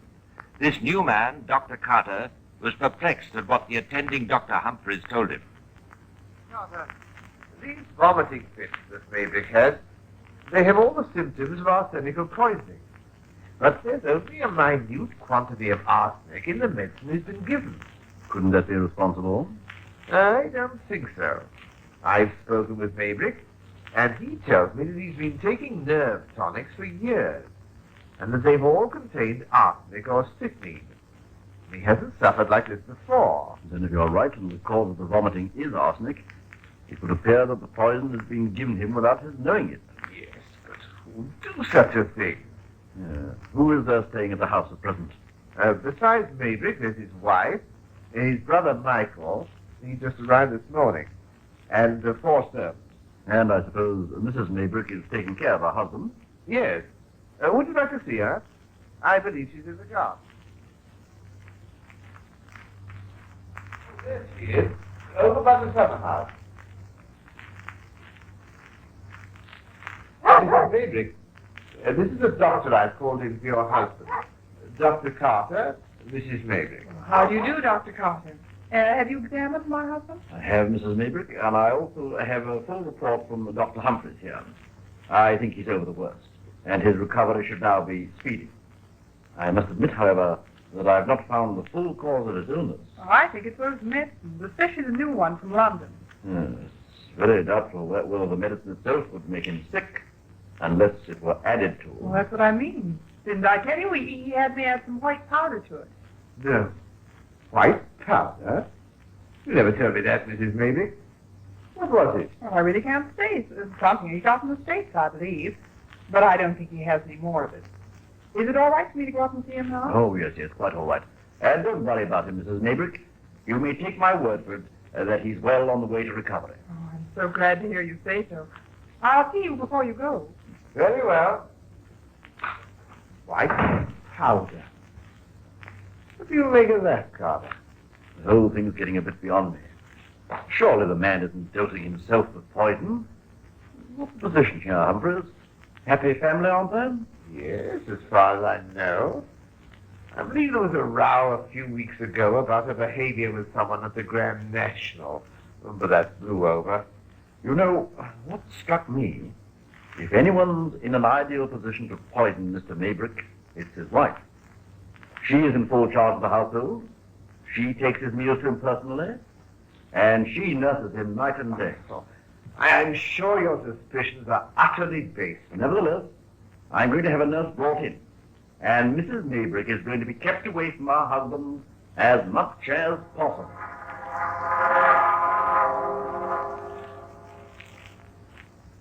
The nurse arrived that afternoon, and from then on was in constant attendance. It was also on that afternoon that Mrs. Maybrick gave the maid Yap a letter to post. Now, Yap was a suspicious little creature, and when she saw the name Brierly on the envelope, she remembered the scene between her master and mistress over someone of that name, and decided to open the letter. First, she dropped the envelope in the mud so as to have an excuse for putting the letter in a clean one. What she read was enough to send her straight to Michael Maybrick, the brother who was staying in the house. Yes, who is it? Begging your pardon, sir. Yes, Yep, what's worrying you? Well, sir, I wonder if you'd read this letter. I'm not really supposed to have opened it. Then why did you? When you read it, sir, and you'll see for yourself. My dearest, since my return, I've been nursing M day and night. He is sick unto death. It would be best for you not to come back here for some time. Although he doesn't know about our time in London. She says that Mr. Maybrick is sick unto death, but the doctor told her this morning that he was well on the way to recovery. Yes, Yep. I think you'd better leave this to me. Very good, sir. Thanks. Michael Maybrick's suspicions were now thoroughly aroused. Even though his sister-in-law was not supposed to enter her husband's room, Michael instructed the nurse, a lady with the charming name of Gore, to keep a special watch. On the 9th of May, James Maybrick showed a marked decline. It was on this day that Mrs. Maybrick had a word with the maid Yap, who had been left in charge of the patient while the nurse had an hour off duty. Yeah? Yeah, come here a minute, will you? Yes, madam. What is it? You've been behaving rather strangely to me this last day or so, yeah. Strangely, madam? Yes. I don't want you getting any funny ideas into your head about me. What's the doctor been telling you? The doctor, madam? Why, nothing at all. Why should the doctor be talking to me? He suspects me, yeah. He suspects that I'm trying to do away with my poor husband. Oh, I'm sure you're wrong, madam. You're not going in to see Mr. Maybrick now, madam, are you? He's resting. I don't think it's your position to tell me when and when not to see my own husband.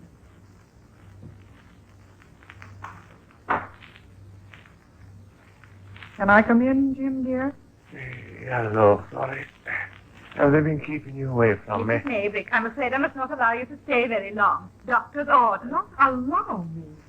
Really, yes. Don't forget that I'm the mistress in this house. She's only trying to do her duty, Florrie. Are you getting plenty to eat, Jim? What's this bottle got in it? Oh, please don't go touching that, madam. Stop touching it. I'm only taking it over to the light so that I can read the label. Really, madam? I can't... Me too. Well, smells quite nice. Here, put it down, Florrie. Can't you see you're driving poor Yap off the head? Now, come and sit down and tell me what you've been doing. Yeah, I wish I could come up and about with you. Hey, how's the gown? Yap was certain that she saw Mrs. Maybrick slip something into the bottle while she was examining it over by the window. Sure enough, the contents of the bottle were analyzed later, and they were found to include arsenic. On the 10th of May, Michael, the brother, came across Florence Maybrick and 2 bottles in her hand. Hello, Florence. What are you doing? Hello, Michael. I was making sure that Jim was getting the right medicine. I'm sure you are. Oh, what a nasty way you're speaking to me, Michael. Is something wrong? I've just had the analysis of that meat juice you handled yesterday. It was found to contain arsenic. Was it examined before I handled it? No. But there's no suspicion attaching to anyone else in the household. Perhaps there should be. Actually, I'll admit I put something in that bottle, and Jim asked me to. He said they kept too sharp a watch on him, so he gave me some powder and asked me to slip it into his food when Nurse wasn't looking. I thought there must have been some arsenic in the powder. I certainly didn't know, otherwise I wouldn't have done the ask. I'm sure you would. May I see the bottle you have in your hand, please? I suppose you're going to have that analyzed, too. I am. Mr. Michael, madam, oh, come quickly, please. You must come, oh, do come, please. What is it? Come down and tell us quietly. Oh, madam is taking very bad. It looks like the end. Oh, dear. Oh, listen to the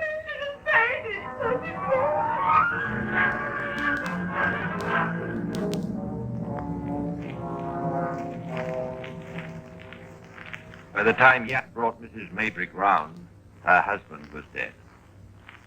The post-mortem showed inflammation of the stomach and intestines, and rather less than half a grain of arsenic was found in the body. A search was immediately made of the house. Arsenic was found in many places. A packet of the poison was found in Florence Maybrick's trunk. Traces of it were found in her clothes, and traces in bottles of medicine. There should have been none. There was some of it among the dead man's belongings as well. The evidence pointed strongly to the wife, and as soon as she was well enough to be charged, she was taken to the police station and committed for trial. Naturally, the case excited wide interest. Here was something for a journalistic field day. The possibility of a wife administering arsenic under the cloak of devotion. Was this Maybrick woman the tender nurse or the fiendish assassin? The loving wife and mother or poisoner? Whichever was the true picture. The public, at least, was out for a hanging when the case opened on the 31st of July, 1889, at the Liverpool Assizes.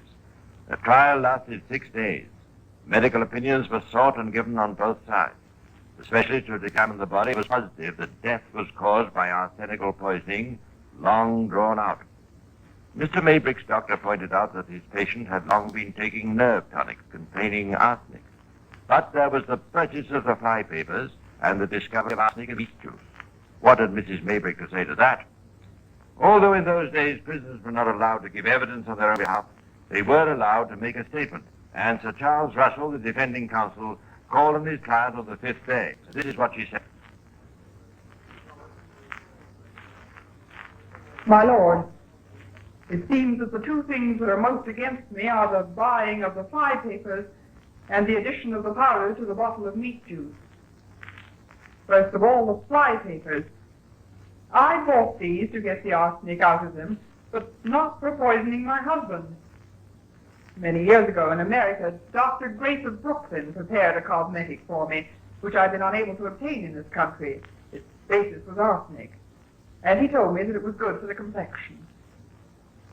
As for the powder I put in the meat juice, my husband had many times asked me to give him some of his old medicine, which he thought did him more good than the stuff he got from London. He asked me to slip one of these powders into the bottle or into his food so that the nurse and doctor wouldn't notice. He swore to me that it would do him good. Finally, I would like to say that for the love of our children and for the sake of their future, a perfect reconciliation had taken place between James and me, and that on the day before his death I made a full and free confession of the fearful wrong I'd done him. Perhaps it was her open association with Brierley that made Florence Maybrick so unpopular. Certainly the evidence against her was not overwhelming. Mr. Justice Stephen, who tried the case, gave the jury no definite direction. I don't think he was very sure himself. After going through all the evidence that had been given in court, he admitted that there were still two great difficulties. Not simply questions, difficulties.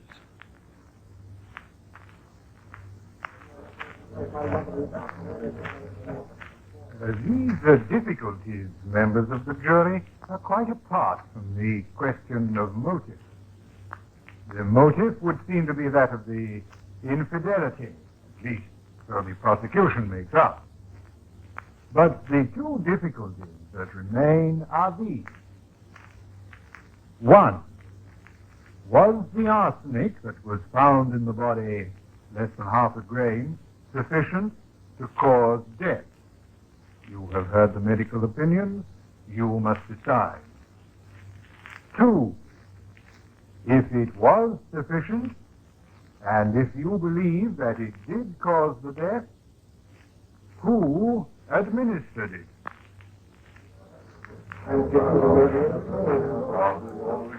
The jury believed that the arsenic in the body was sufficient, and they found Florence Maybrick guilty of administering it. He was sentenced to death. But strangely enough, popular opinion, ever fickle, had swung round. Whereas the prisoner had been hissed as he entered the court, it was the judge who was booed as he left it. And immediately many influential groups went to battle to save Mrs. Maybrick from the gallows. Committees met on the Liverpool poisoning case. Demands for reprieve were signed and sent to the Home Secretary. Numerous letters were written to the Times, and the reprieve was granted. After many years of imprisonment, Mrs. Maybrick went back to America. There, not long afterwards, she died. And with her died the secrets of her husband's death. What do you think? Could that small amount of arsenic be sufficient to kill a man who had been accustomed to the poison through taking it in medicinal form for years? And which was the true Mrs. Maybrick? Now, a long time afterwards, the judge who tried the case was sitting at dinner when his neighbor turned to him and said, "I've never heard you express an opinion as to the guilt or innocence of Mrs. Maybrick." "I never did express an opinion," replied the judge. And he would say no more. And I will say no more, but I shall be back again soon to tell you some more of the secrets of Scotland Yard. Meanwhile, this is Clive Brooke saying goodbye and pleasant dreams.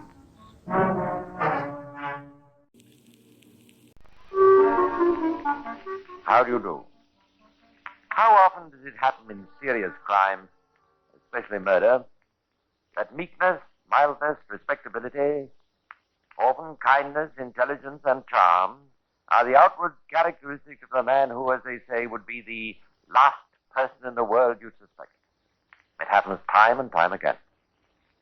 But how much more seldom does it occur that the murderer looks like a ruffian, behaves like a ruffian, is recognized as a rascal of low mentality, and meanwhile manages, without resorting to the least craft or guile, to get away with it over and over again without exciting suspicion.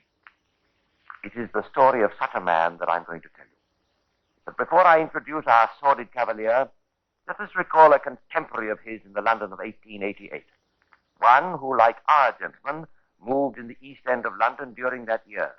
Moved and struck by night.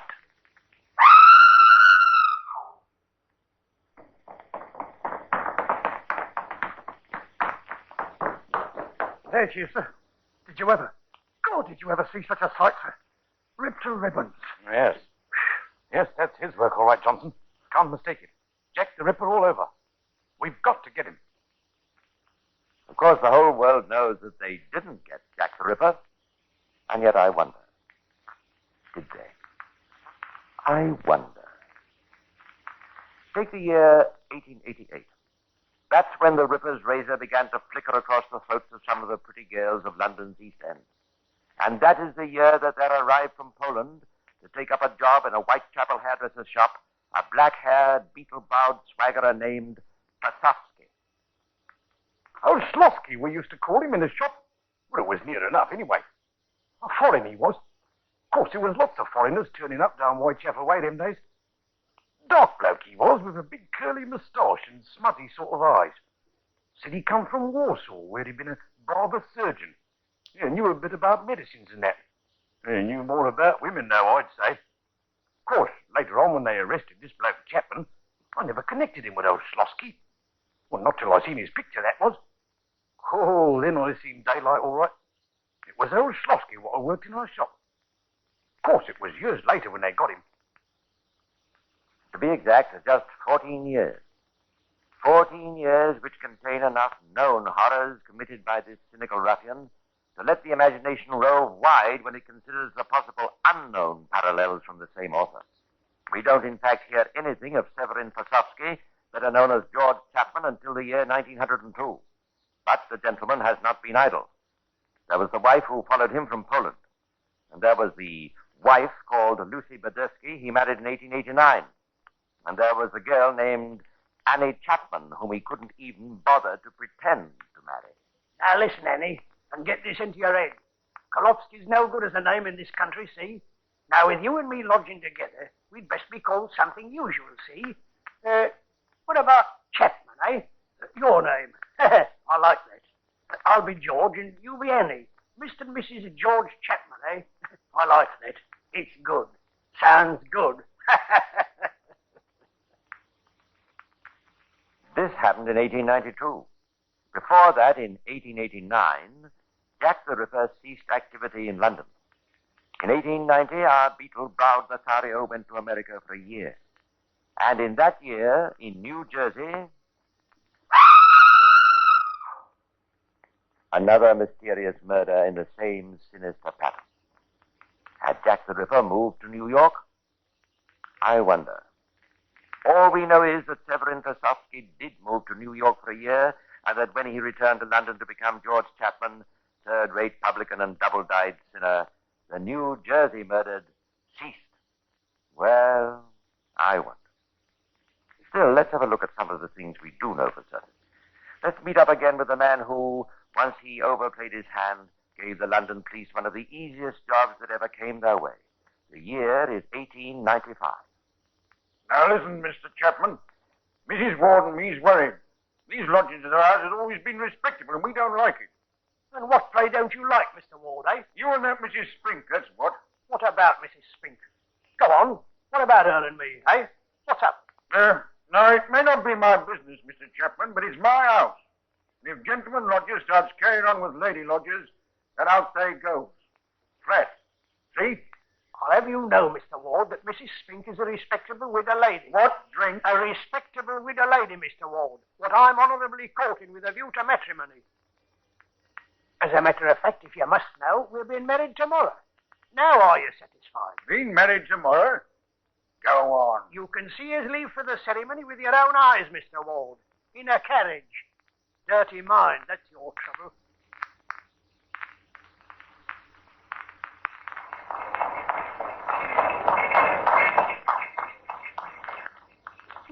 What are we going to do now, George? Do? I'll tell you what we'll do. We'll just drive around for a bit and then come back and turn we're rich. That's what?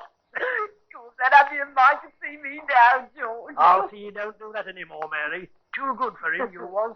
No carriages for old Spink, George. So this is our wedding day, is it? Trinity Church Commitment. What are you going to do now, George, now we're married, I'll chuck Barbara in for other people. Do a bit for myself. There's a place I've heard of down Hastings way. Oh, but that'll take money, George, and you haven't got any. No. But my best beloved legal wife, I say. Come on, Mary, give the bridegroom a kiss.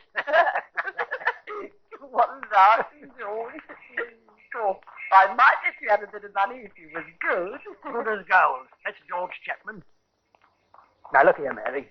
You got that bit of money, that £600 your old granddad left you, see? Why, with only a part of that, we could set ourselves up real nicely down at Hastings. Nice little shop, sea air, and all independent. What better? I'm game, George. What luck! What larks, indeed. And so Mrs. Chapman played the piano in the Hastings barber shop while her husband shaved the customers. Such a gay idea. The musical shave. I'd like you to meet one of the happy customers, a chemist. Davidson by name, quite a regular and quite a useful friend. Good morning, Mr. Chapman. And what can I do for you? Morning, Mr. Davidson. Now, let's see. I want a hairbrush, tin of tooth powder, a couple of face flannels, an ounce of tartar emetic, and, well, that'll be all for today. That's pretty deadly stuff, Mr. Chapman. But of course you'll know that with your medical training. There's one thing, Mr. Davidson. If ever I'm out of a job, I could probably hold one with you, eh? Yes, from what you've told me, you probably could. Are you experimenting? Just playing about. Like to keep me hand in, you know. Surely, Mr. Chapman, surely. You like that brush, eh? Yes, yes. Good. Here are the face flannels, and you generally take Perkins tooth powder, don't you? That's right. Quite so, and the chart's very mythic. Perhaps you wouldn't mind signing the poison book while I wait out. Not at all, not at all. Just there, if you please. Mrs. Chapman, well? Yes, thanks. Good. Good. Well, there you are, Mr. Davidson. And there you are, Mr. Chapman, thank you. That will be just for the ninepence. Thank you. Good day to you, and good luck with the experiment. The experiment? No experiment, this, that's in the mind of the smudge-eyed barber. No, this is a design with a foregone conclusion.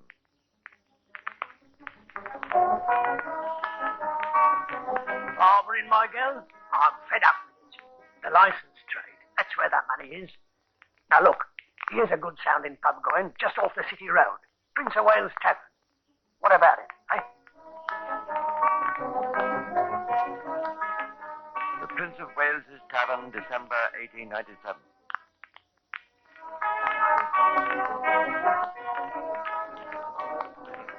Evening, George. Quite to the usual, please. What you looking so glum about, and Christmas just round the corner? It's the missus. She's sick, and I'm worried. Well, you ought to get the doctor, George. Doctor, I got one. Blooming lot of good he does.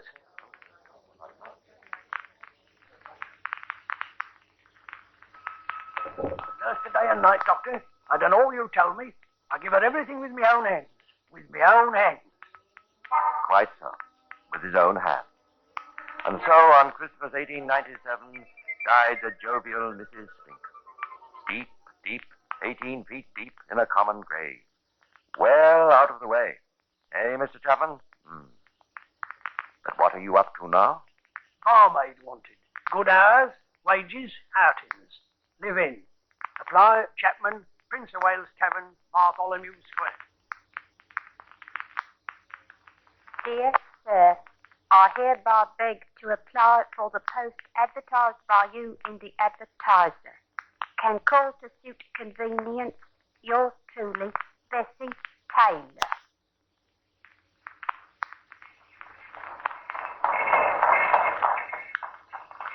Do, Bessie, my girl? I'll tell you what we'll do. We just drive round for a bit and then come back and tell 'em all at the pub we're hitched. That's what. Hitched at Southwark Cathedral. That's what. Looks better you and me being on our own in the house, see? Yes, George, I see. That's the girl. Then we'll have time, you and me, eh? What else? Yes, George.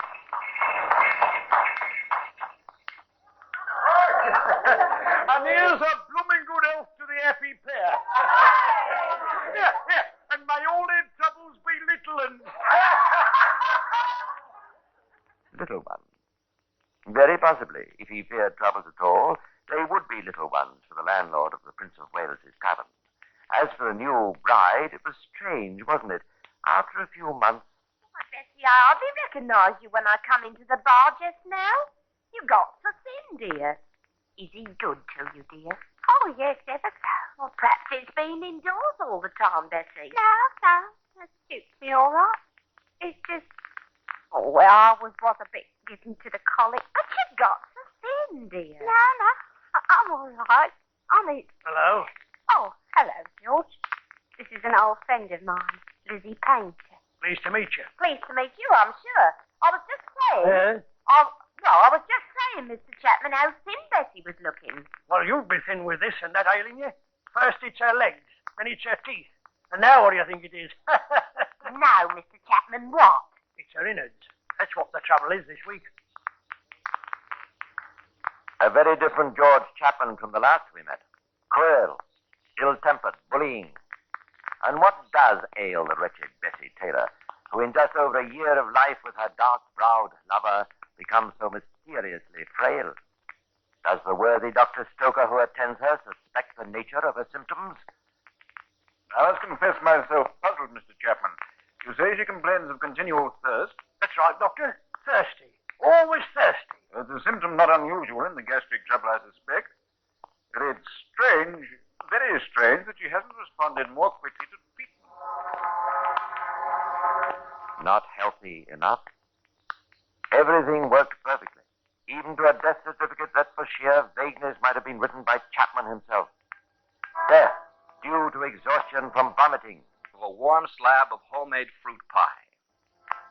So far as Mr. Chapman was concerned, this chapter of his life was closed.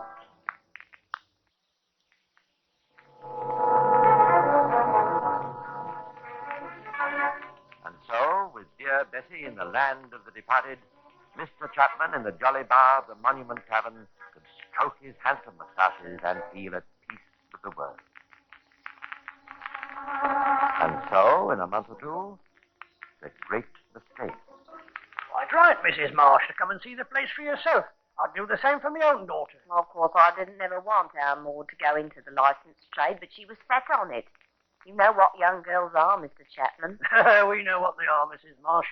But I can assure you that this is a superior house, and you need have no fear for your girl. Oh, I'm not saying our Maud can't look after herself, but she's only 19, Mr. Chapman, and it don't seem right somehow her being here alone with you, and you a bachelor gentleman. But she won't be alone, Mrs. Marsh.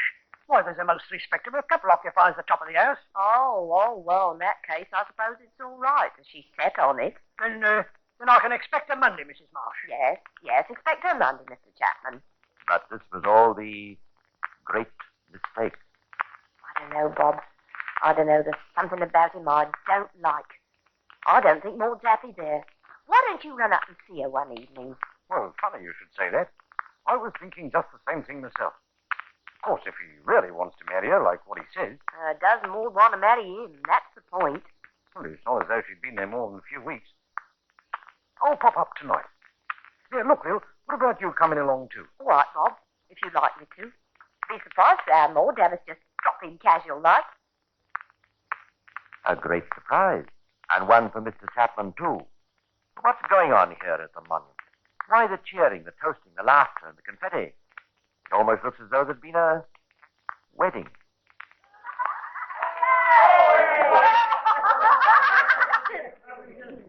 Why, hello, Dad. Hello, Maud. What's going on? What's going on? Aye, Mrs.? That's a fine question to ask a blushing bride. What's this, Maud? What's this? That's what he said, Dad. Mr. Chapman, I mean, George and me, well, we got married this morning. Married? Where, Maud?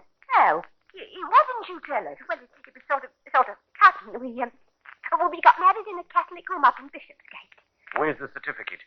Certificate? Oh, I don't know, Dad. I think Mr. Chapman, George has got it. I don't know nothing about certificates. Well, where is he? Where's that Chapman?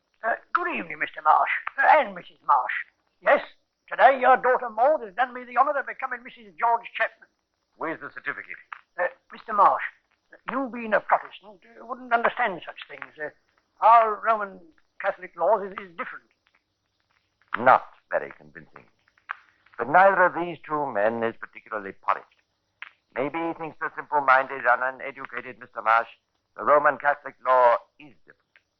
And as for the other, his brashness is flabbergasting. So you'll stop on, both of you, when the house is shut and have a bite of supper with us, eh? That's it. And what's more, I'll show you what I've done. I've drawn up a will. That's right, a will. And Maud gets the lot. Now, come along, gents. It's time for the last orders, if you please. Last orders, if you please, gentlemen. I don't like him, Bob, and that's flat. Lil, no more do I. Not as we can do anything. Ah, but he can and he will, though not yet a while. It's the year 1901 when pretty little Maud Marsh goes giggling to the arms wherein so many have giggled before, and in which how many have died. Who knows for certain?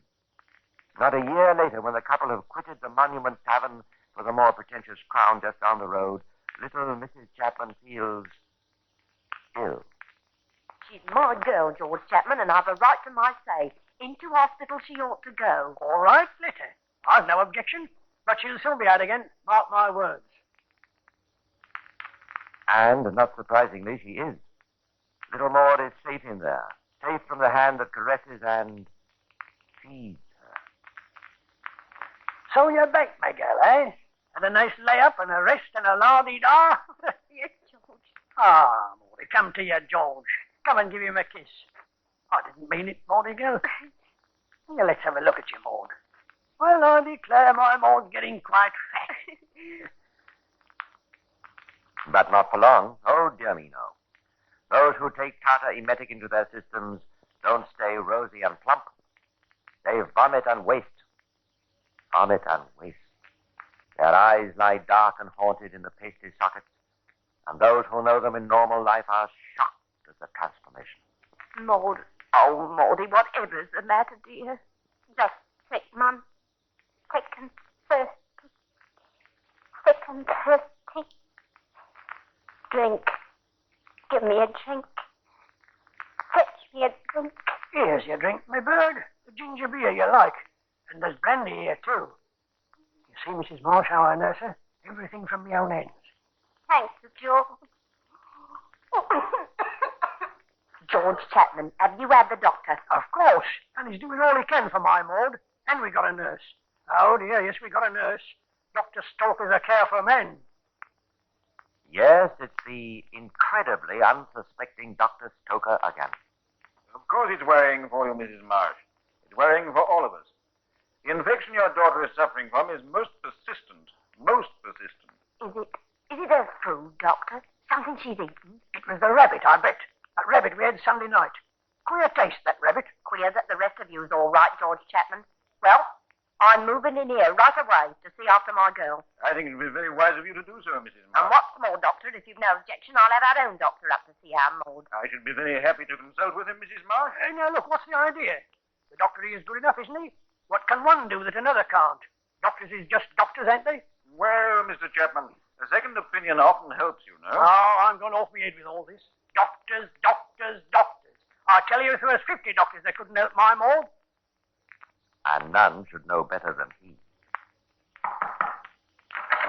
Well, who is it? What do you want? Good afternoon.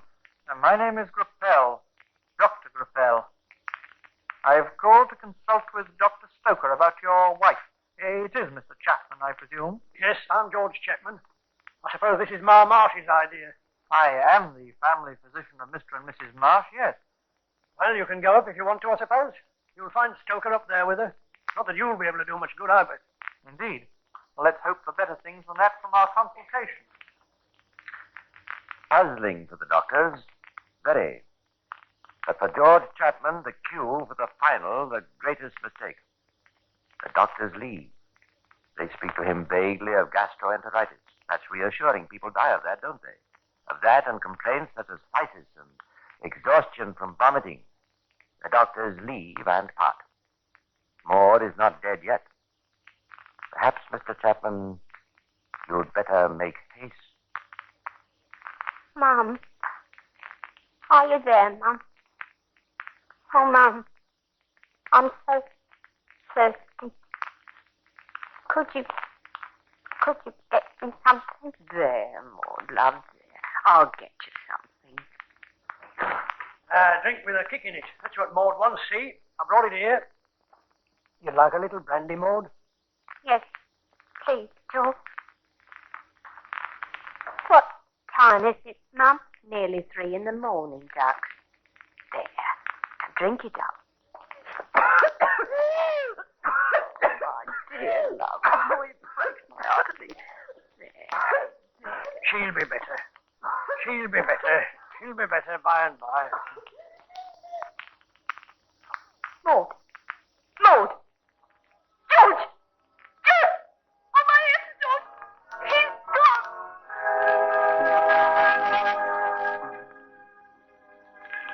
Well, Doctor, all we want now is the certificate, eh? Poor Maud. You'll have to make out the certificate, won't you, Doctor, for me to take round to, Oh, what's the matter, Doctor? I can't, I'm afraid, Mr. Chapman, quite see my way to granting the certificate. Why not? What's up? I'm not altogether satisfied, Mr. Chapman, as to the precise cause of death. Why, often enough, is it?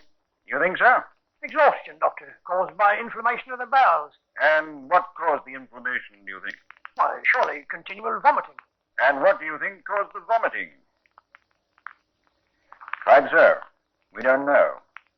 Well, Mr. Chapman, it's my intention, for my own professional satisfaction, of course, to conduct a post-mortem. Oh, well, you're very welcome, I'm sure.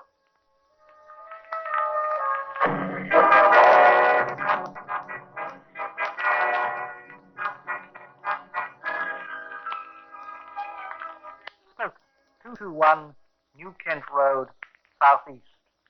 Learnt death, Maud Marsh. Strongly suspect cause arsenical poisoning. Urge post-mortem search. Grappel. And the wheels begin to turn faster, faster, faster. Well, Grappel, you've made your analysis? I have, sir, yes.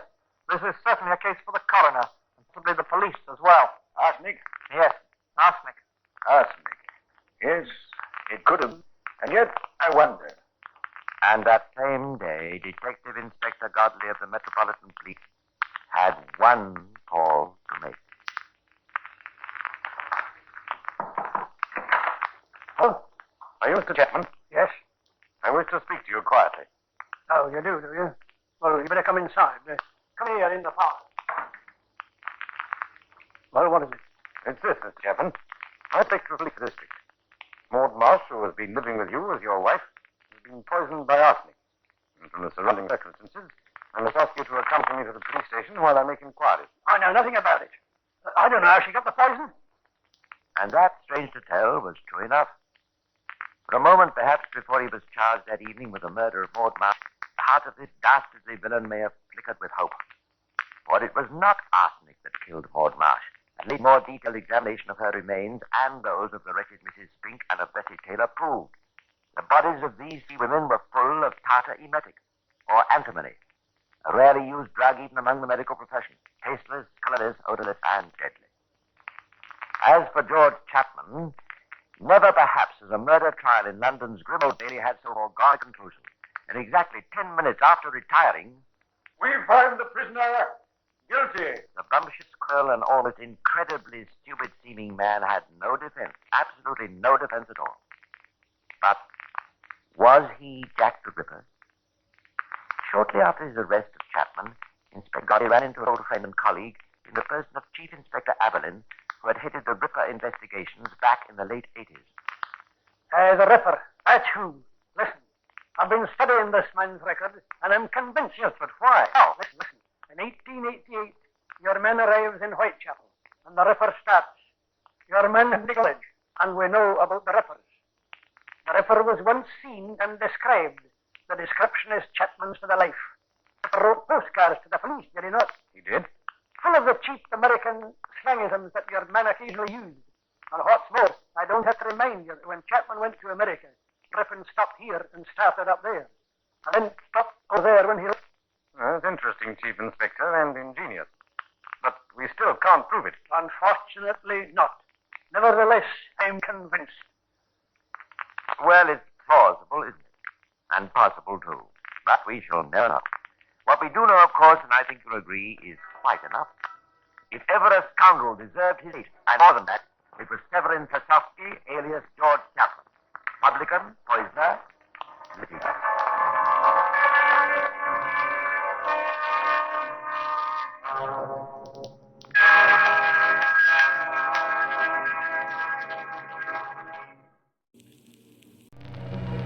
How do you do?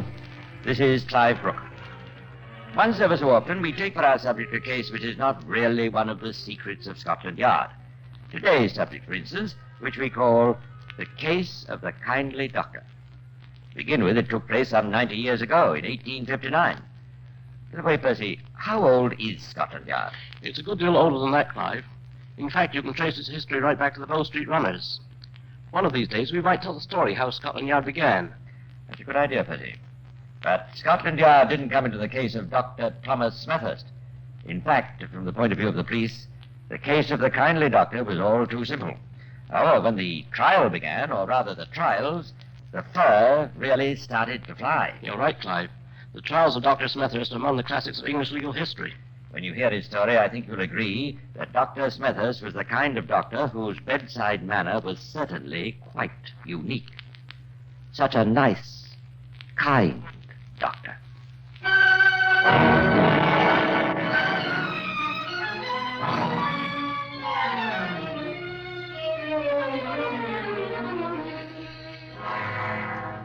The Central Criminal Court, the Old Bailey, London, Thursday the 7th of July, 1859. Dr. Thomas Smethurst is charged with the willful murder of Isabella Banks. Mr. Sergeant Valentine makes the opening speech for the Crown.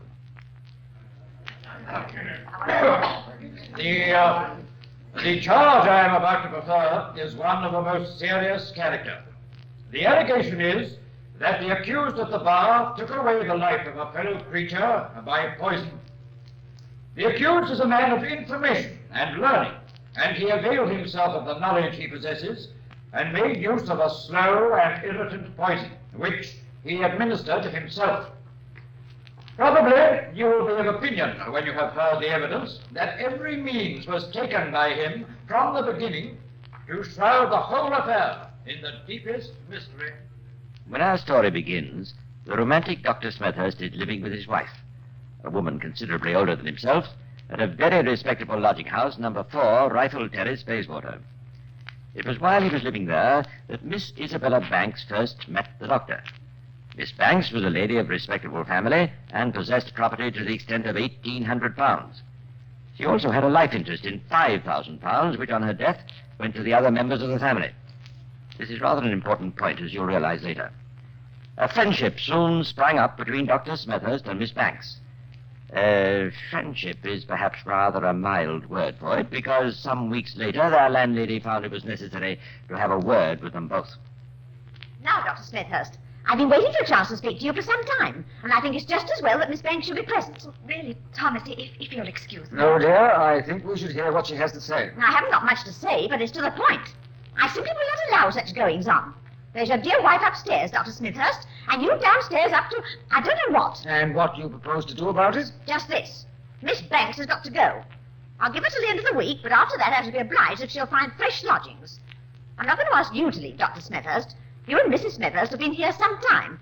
But these are my final words to you, Miss Banks. You've got to go. And so she went. But a fortnight later, Dr. Smethurst made his departure too. And if you and I had visited a church in the neighborhood of Battersea on the 9th of December that year, you might have been present at a touching little ceremony. Repeat after me. I take thee, Isabella, to my wedded wife, to have and to hold. I take thee, Isabella, to my wedded wife, to have and to hold. From this day forward, for better, for worse, for richer, for poorer. From this day forward, for better, for worse, for richer, for poorer. In sickness and in health, to love and to cherish. In sickness and in health, to love and to cherish. Till death us do part. Till death do us part. Till death do us part. Well, as matters turned out, Dr. Smethurst had only some 6 months in which to concentrate his loving and cherishing, because by May the 2nd, Isabella Banks was dead. But we're going a little too fast. The so-called marriage took place in December, and in April, Louisa Banks, sister of dear Isabella, had a letter from Dr. Smethurst. It was marked private and confidential. Dear Miss Banks, your dear sister wishes me to request the favor of your calling upon her as early as convenient, as she is very, very ill and desires to see you. She also wishes me to say that you will greatly oblige by coming alone. Rail from Waterloo Station about every half hour, and Richmond buses from the White Horse Cellar, Piccadilly, about as often. Yours sincerely, T. Smethurst, 10 Alma Villas, Richmond Hill. When Sister Louisa arrived, she found Isabella in bed, in a very feeble state. Isabella, my dear, what's the matter? Oh, don't say anything about it. It'll be all right when I get well, won't it, dear? Yes, it'll be all right soon. But what is being done about it? She's having the very best medical attention. Yes, Dr. Julius from Richmond comes to see me every day, and now there's another doctor coming as well, Dr. Bird. But I'm afraid I'm still sick, sometimes several times each day. But when I get well, all will be right, won't it, dear? Yes, my dear. It's just a matter of time. Time was running short. On the 30th of April, a Saturday, Dr. Smethurst visited a solicitor of Richmond, Mr. Senior, taking with him a draft in his own handwriting of a document of some importance.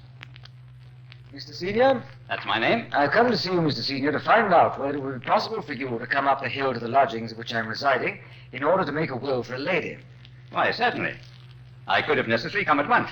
No, not today. Today would not be convenient. It would have to be tomorrow. I'm afraid the lady will be too ill to see you this afternoon. But today is Saturday.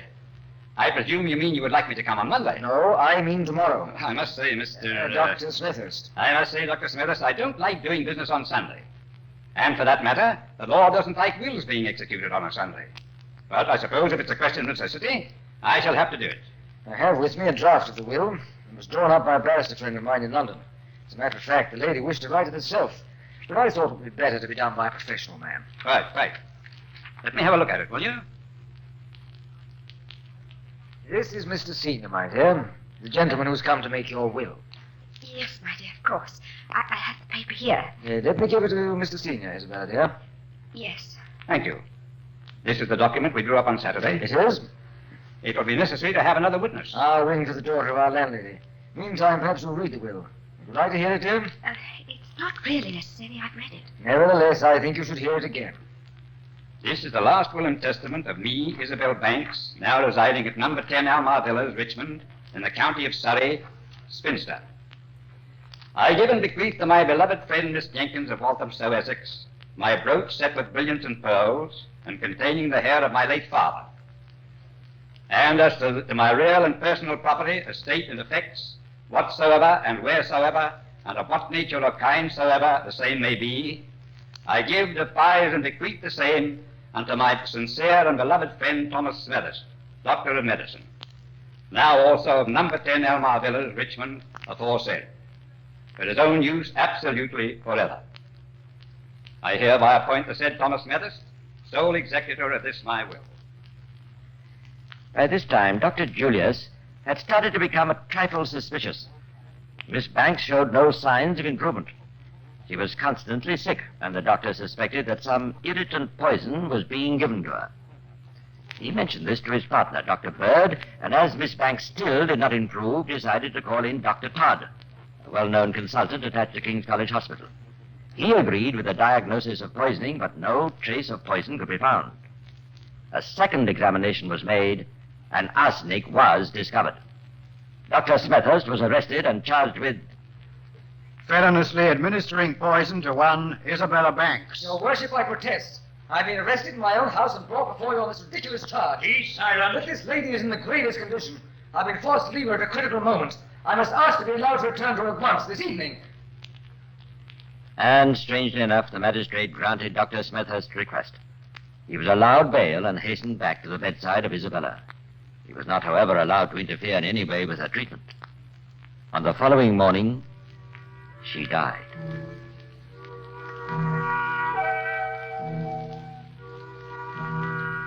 It was in these circumstances that Dr. Smethurst faced his trial at the Old Bailey on the 7th of July, 1859. From the very start, it was dramatic. On the second day, one of the jurymen fell ill, and the first trial had to be abandoned. In August, Dr. Smethurst came up for trial again. One after another, the doctors gave their evidence. I am physician to King's College Hospital.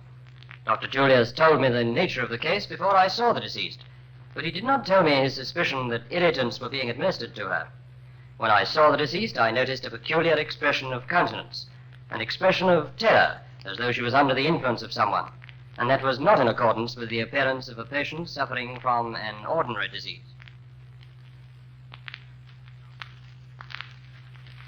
During my practice, I've seen many cases of acute dysentery of an epidemic character. In my opinion, none of the symptoms exhibited by the deceased was a proof that she died of acute dysentery. I'm of the opinion that her death was the result of some irritant poison having been administered to her. Witnesses were called to tell the whole sordid story of the doctor's relationship with Miss Banks. The solicitor gave evidence concerning the rather unfortunate circumstances in which her will was made. Everything seemed to tell against Dr. Smethurst. Louisa, her sister, for instance, told of her first visit to Richmond. I went upstairs and found she was very much altered, but she knew me and she put out her hand and tried to speak. I was unable to do so. I only remained in the room a few minutes. Dr. Smethurst was there all the time. I'd taken some soup with me for my sister, but the accused said it was too strong for her, and he mixed some warm water with a portion of it. Dr. Smithers then said he'd take it downstairs to cool, and he left the room for about a minute. When he returned, he gave the soup to my sister, and she was very sick. I only saw her once after this, as Dr. Smithers told me she could not bear me in the room. A critical moment at the doctor's trial occurred when Dr. Taylor, the analyst, was giving evidence concerning the first discovery of arsenic. I next examined the medicines that had been supplied by Dr. Julius and found that they contained the ingredients of which they were represented to be composed. I examined another bottle, number 21, which appeared to contain a pure watery liquid of a saline taste, and I tested a portion of the contents by a Range's test. And upon first trying the copper, it was entirely consumed. I made a further test, which led me to suppose that there was arsenic present in the solution. Which led you to suppose? Yes. And this was the evidence you gave before the magistrates when Dr. Smithers was first charged? That is correct. But since then, you have made a further statement. Yes. It turned out that I was mistaken, and that it did not contain either arsenic or antimony, but that the arsenical appearances originally produced came from the copper balls. That little mistake over bottle number 21 was the first hint that perhaps things were not quite as black as they looked for Dr. Smethurst. If ever a man was confronted by damning evidence, it was the nice, kind doctor. But as yet, little had been said in his defense. By the third day of his trial, all London was consumed with interest to learn the outcome, for by the third day, evidence of a strange and unexpected kind was to be brought forward. Dr. Smethurst, it appeared, might still have the ace up his sleeve.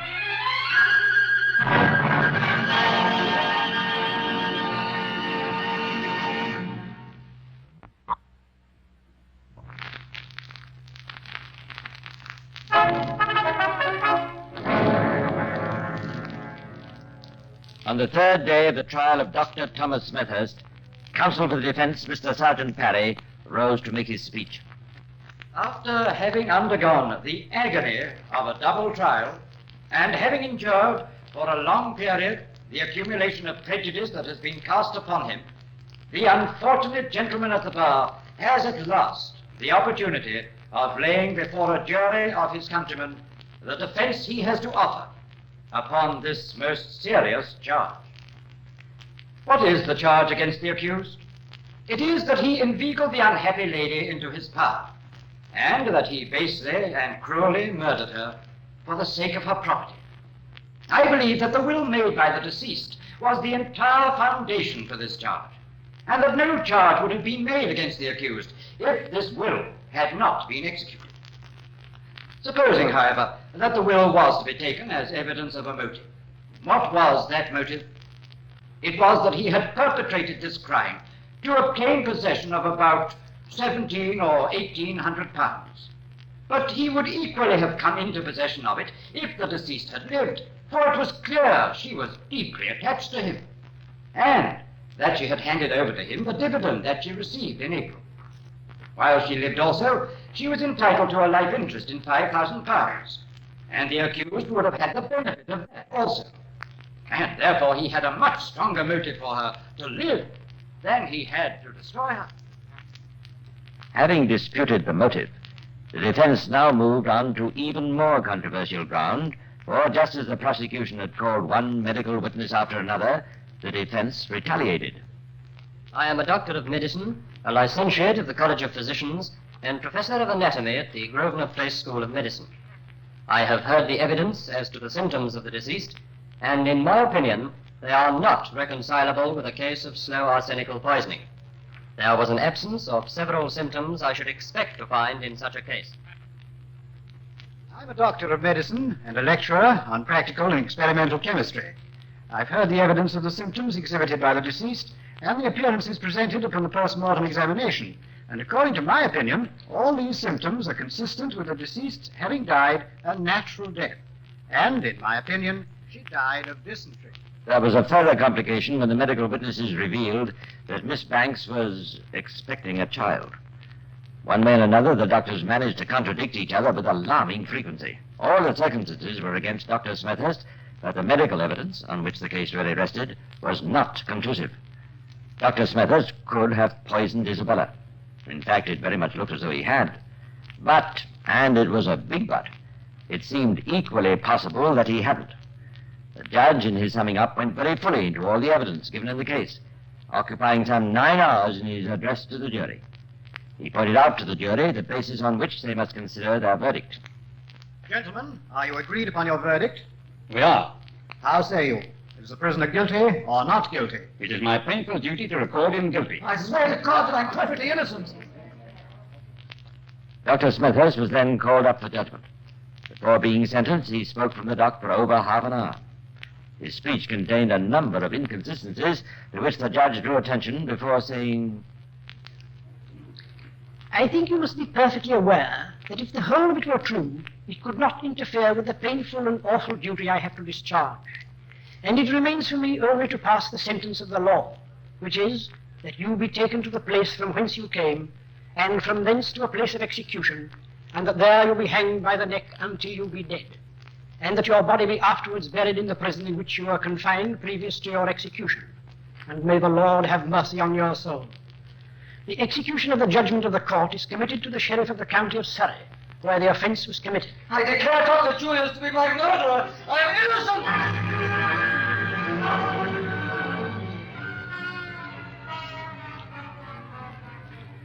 But this was not the end of the story, for the sentence of Dr. Smethurst brought forth a fresh wave of interest and indignation.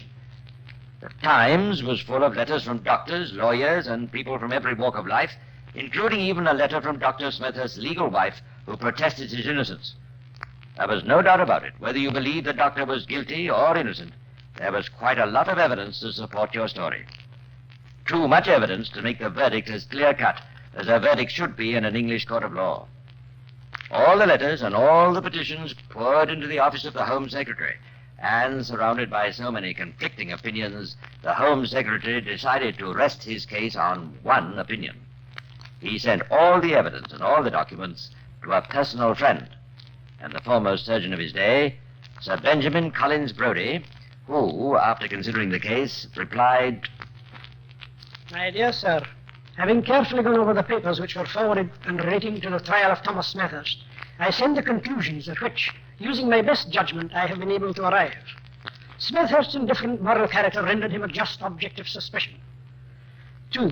There is really no trustworthy evidence of Miss Banks having taken arsenic, and indeed, many of the symptoms which it is well known arsenic produces were absent in Miss Banks's case. 3.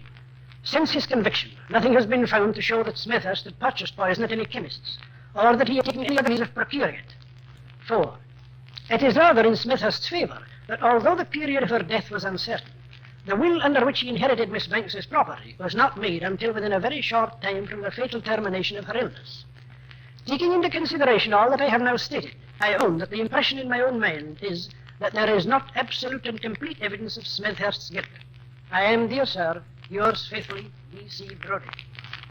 For a great many years, Monday had been the day upon which executions took place in the county.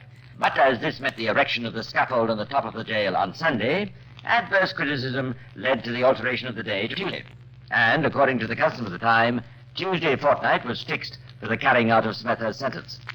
Time went by, and only 48 hours before the appointed day, the Home Secretary received the reply from Sir Benjamin Brodie. The Home Secretary made his decision. After a very careful and anxious consideration of all the facts, I have come to the conclusion there is sufficient doubt of the prisoner's guilt to render it my duty to advise the grant to him of a free pardon, which will be restricted to the particular offence for which he stands convicted. It is my intention to institute a prosecution against him for bigamy.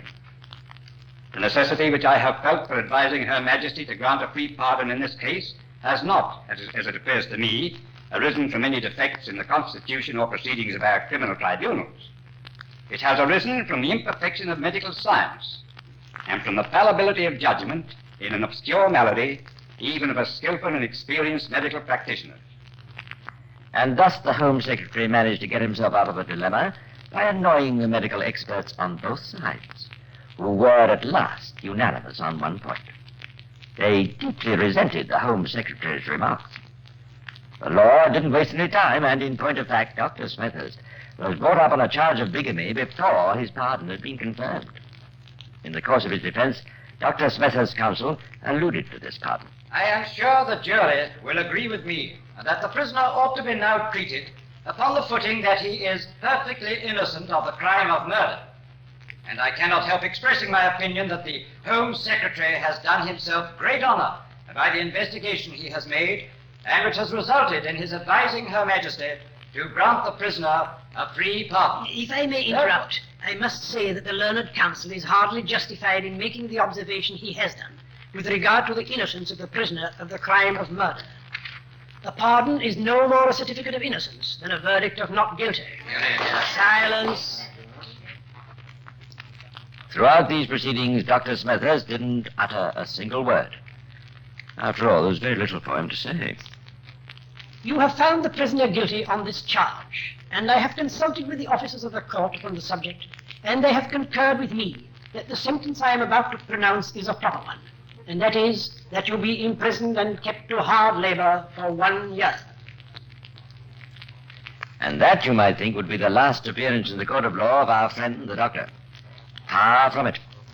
Having had so much trouble over the little matter of Isabella Banks's will, Dr. Smithers was not likely to forget it, and having completed his year's vacation at Her Majesty's expense, he returned to the battle determined to get his dues.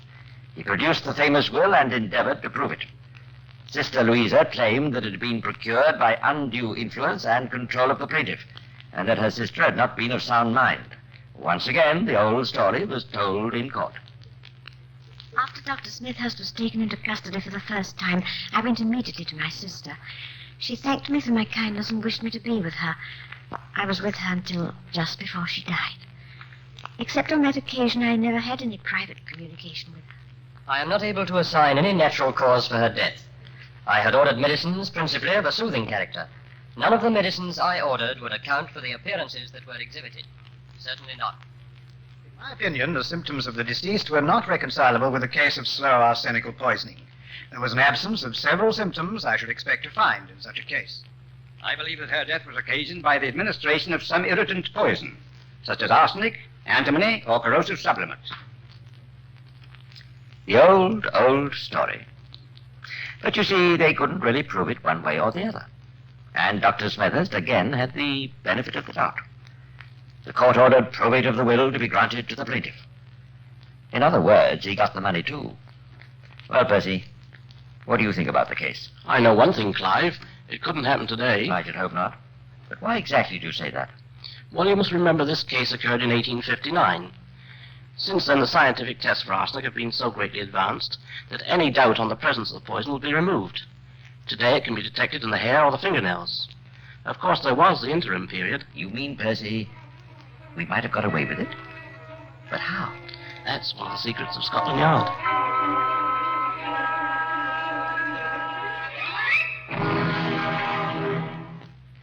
After hearing Percy Hoskins, I think you'll agree that it may be a very good thing, too, that nice, kind Dr. Smethurst lived when he did, nearly 90 years ago. Well, that's all for now, but Percy Hoskins and I will be back again soon to tell you some more of the secrets of Scotland Yard. Meanwhile, this is Clive Brooks saying goodbye, and pleasant dreams.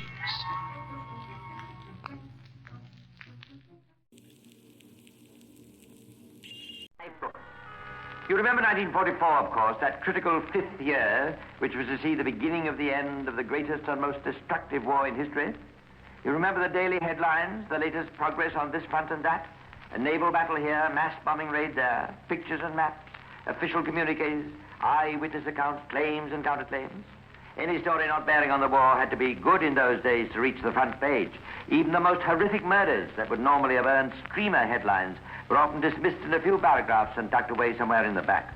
But there are some stories that will always be big news. And when in March 1944, 4 people stood their trial at the Old Bailey, London, for offences against the Witchcraft Act of 1735, public interest reached such a fever heat that for a few days the war took second place. Let's look over the story again now, shall we? Let's see what it was that set legal experts delving among old and half-forgotten laws, finally to unearth and invoke one which spoke darkly of such things as sorcery, enchantment, and conjuration.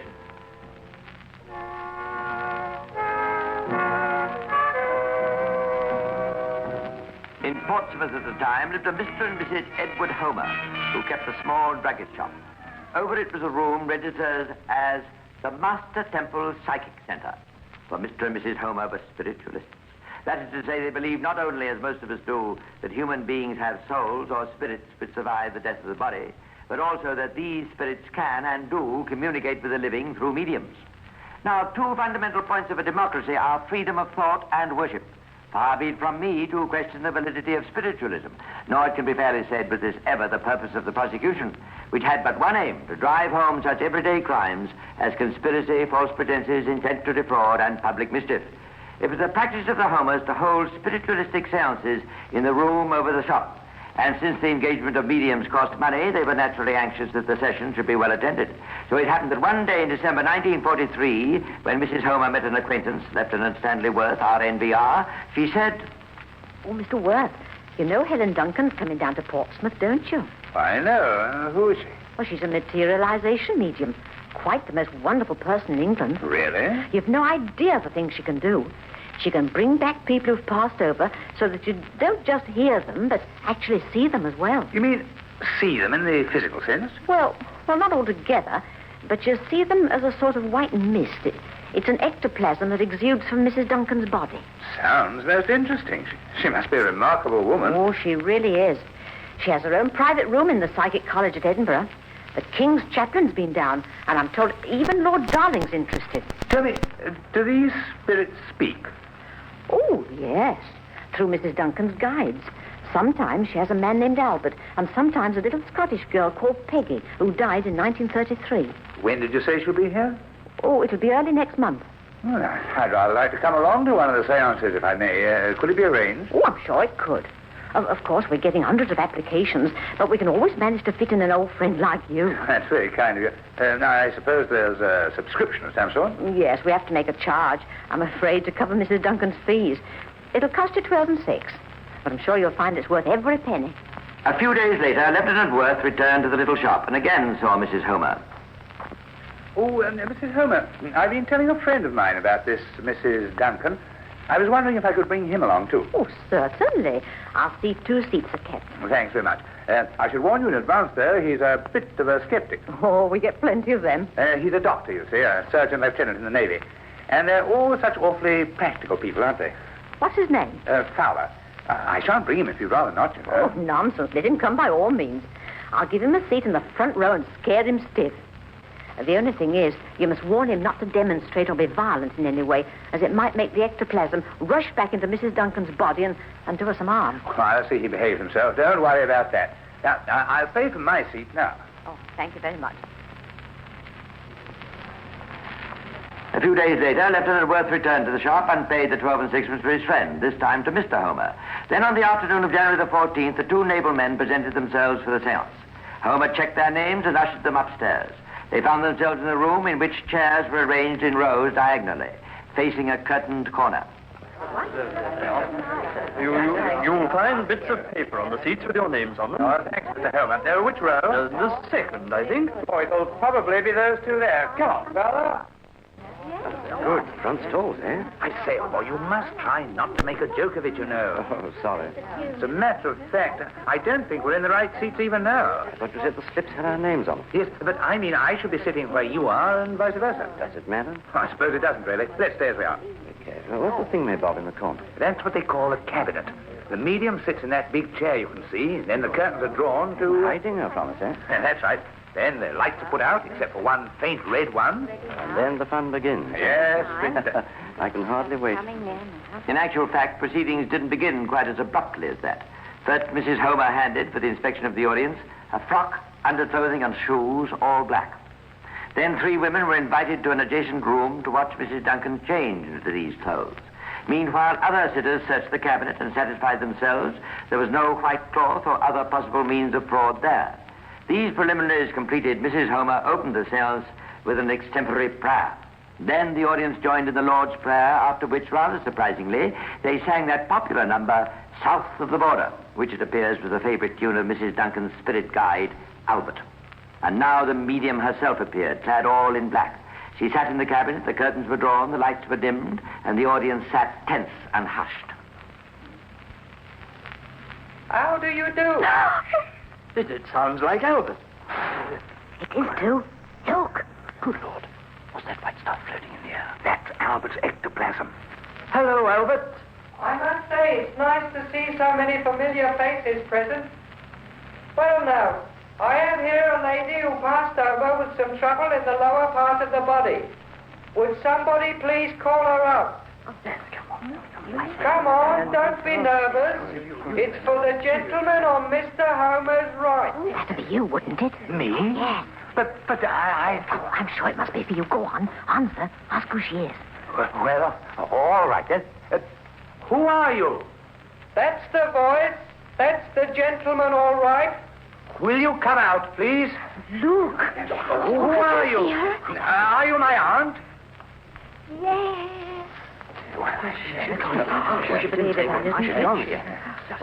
Didn't say much, did she? There's a gentleman who passed with some trouble to his chest. It's for the same gentleman. What? Me again? Yes. Ask him to come out. Will you come out, please? Oh, just him. Are you my uncle? Yes. Well, he's gone. Can't say your relative's a very talkative old boy, but at least he had the decency to salute. And now I am here for the same gentleman, his sister. Sister? There must be some mistake. I've only one sister, and she's alive. You don't understand. This one was a premature child who died at birth. You're quite wrong. There were no premature children in our family. You can ask the question if you like. What do you mean by that? Ask your mother, I suppose. I jolly well will, too. I don't think we need bother with the rest of the seance. After this little brush concerning the sister Worth claimed he didn't have, Albert took no more interest in him and passed on to others. One of the materialized spirits had a long and amiable conversation with a man in the audience in which he, the spirit I mean, referred to someone as a shark and a twister. Then Albert retired, and Peggy, the little Scottish girl, appeared. Peggy offered to sing. Dr. Fowler suggested Annie Laurie. Peggy said it was too high, so she sang Loch Lomond instead. Then she announced in broad Scotch that she was Gondunu, and disappeared. There were a few other manifestations, a cat, a parrot, and a rabbit. And then the seance ended. Its effect had been not only to leave Fowler more skeptical than ever, but to turn Worth into a doubter as well. Up to now, I've had a perfectly open mind about the whole business. I'm prepared to believe there still might be genuine spiritualism. But if there is, we didn't see it today. Oh, you agree with me that what we saw was a fake, then? I'm convinced of it. For one thing, I haven't a dead aunt. For another, I've no dead uncle who was ever in the Navy. And for another, all that talk about a dead baby sister is utter tosh. Well, you don't suppose Albert got a bit mixed up and thought he was talking to me, do you? Oh, what makes you think that? Well, after all, we were in our wrong seats, you know. Of course, that's the whole explanation. That means he must have known beforehand where you should have been sitting, and that proves the whole thing's a fake. Oh, well, it was an experience anyway. We might as well leave it at that. You can if you like, but I'm going to take it further. Why, what do you mean? People like that ought to be shown up. It's nothing but taking money under false pretenses. I'm going to report the whole thing to the police. Oh, you're letting yourself in for a lot of headaches, old boy. I don't care. I consider it's my duty.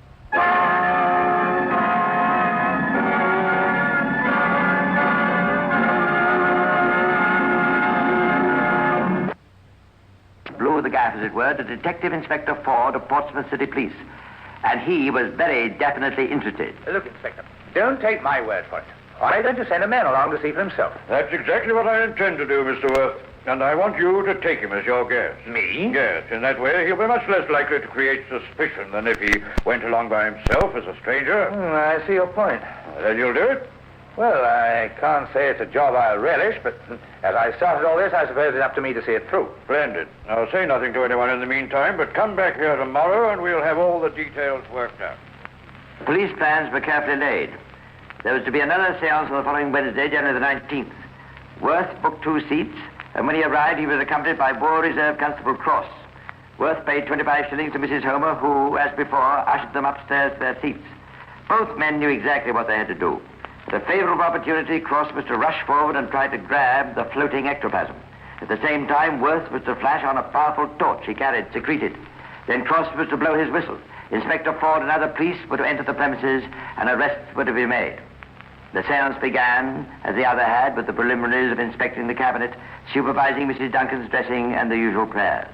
Then Mrs. Duncan entered the cabinet, the curtains were drawn, the lights were dimmed to a faint glimmer, and a moment later a wisp of white appeared. How do you do? Well, here we are again. Now, the first one I have with me tonight is a lady who passed away some years ago. Can't you tell us more, Albert? No, I'm afraid not. Will somebody please try to identify her? She's carrying a baby, I can tell you that much. Oh, that must be my mum. She died when I was a nipper. Oh, ask her then. Well, what'll I say? Say, who are you? Is that you, Mother?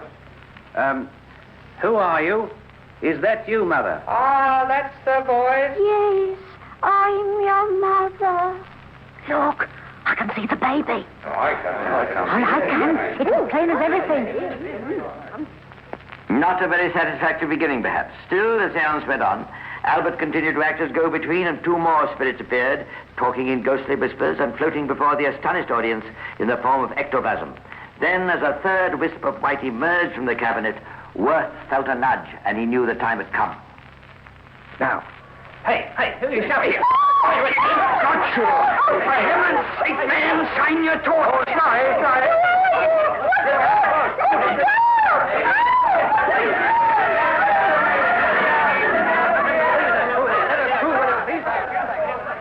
And in a medley of confusion, of shouts and screams, of scuttling figures in an ill-lit room, the police trap was sprung. We shall see in a minute what game it snared.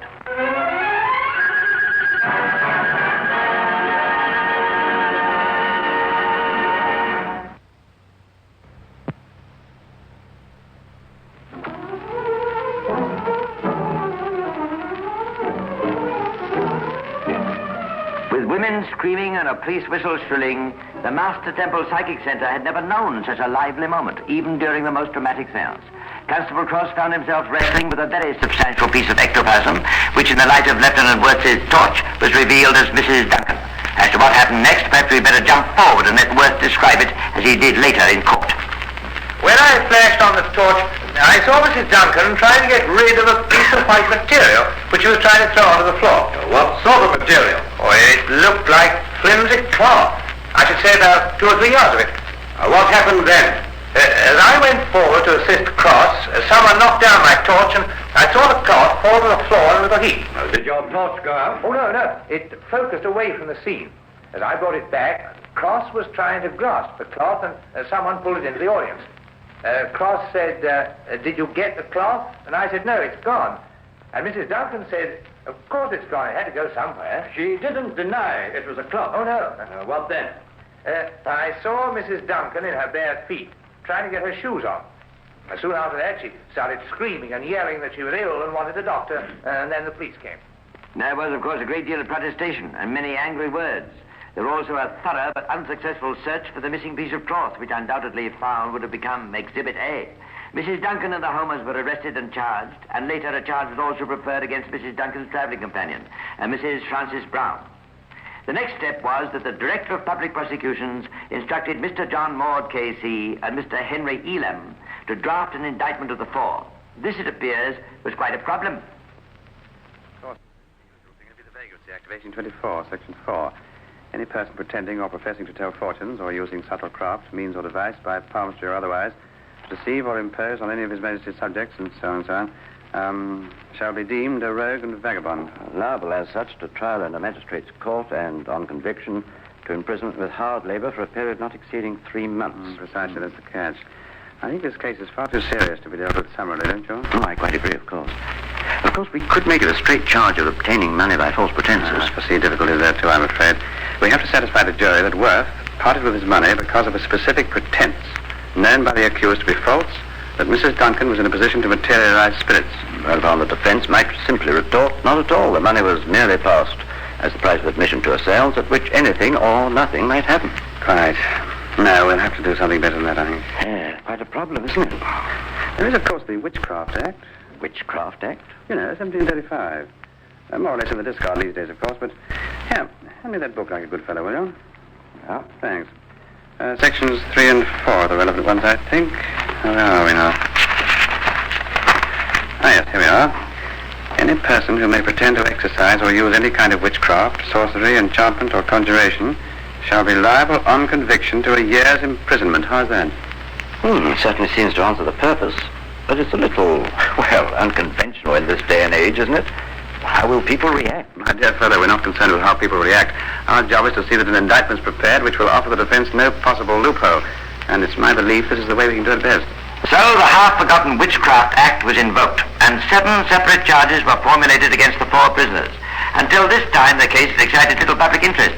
Now it's soared into the headlines and the radio news sessions, to be avidly discussed every evening in millions of homes. The many spiritualists in England rallied solidly behind the defense, and on the morning of March the 23rd, there was a huge queue waiting for admission to the bomb-blitzed Old Bailey. After pleas of not guilty had been entered for the defense, Mr. Maud opened for the Crown. In the first 2 counts of this indictment, the Witchcraft Act has been used. But I want to make it abundantly clear at the outset that this prosecution is in no way connected with witchcraft. It is in no way aimed at the honest beliefs, whatever they may be, of any man or woman. What it is aimed at is something quite different. It is aimed at just ordinary, common fraud. Mr. Maud then told in detail the story of the 2 seances Worth had attended and of the arrest of the prisoners, and he ended his address. And there, ladies and gentlemen, you have the full paraphernalia for fraud. The dark room, the little red light, the 2 voices of Albert and Peggy. You have the traditional ghost appearing between the curtains, the constant prompting of the homers, the ectoplasm which felt like butter muslin, the prayers, the premature child, the aunt who was not dead. That is the picture of fraud. One does not want to discourage seekers after truth. Our task is to turn a light on what happened in that little room in Portsmouth.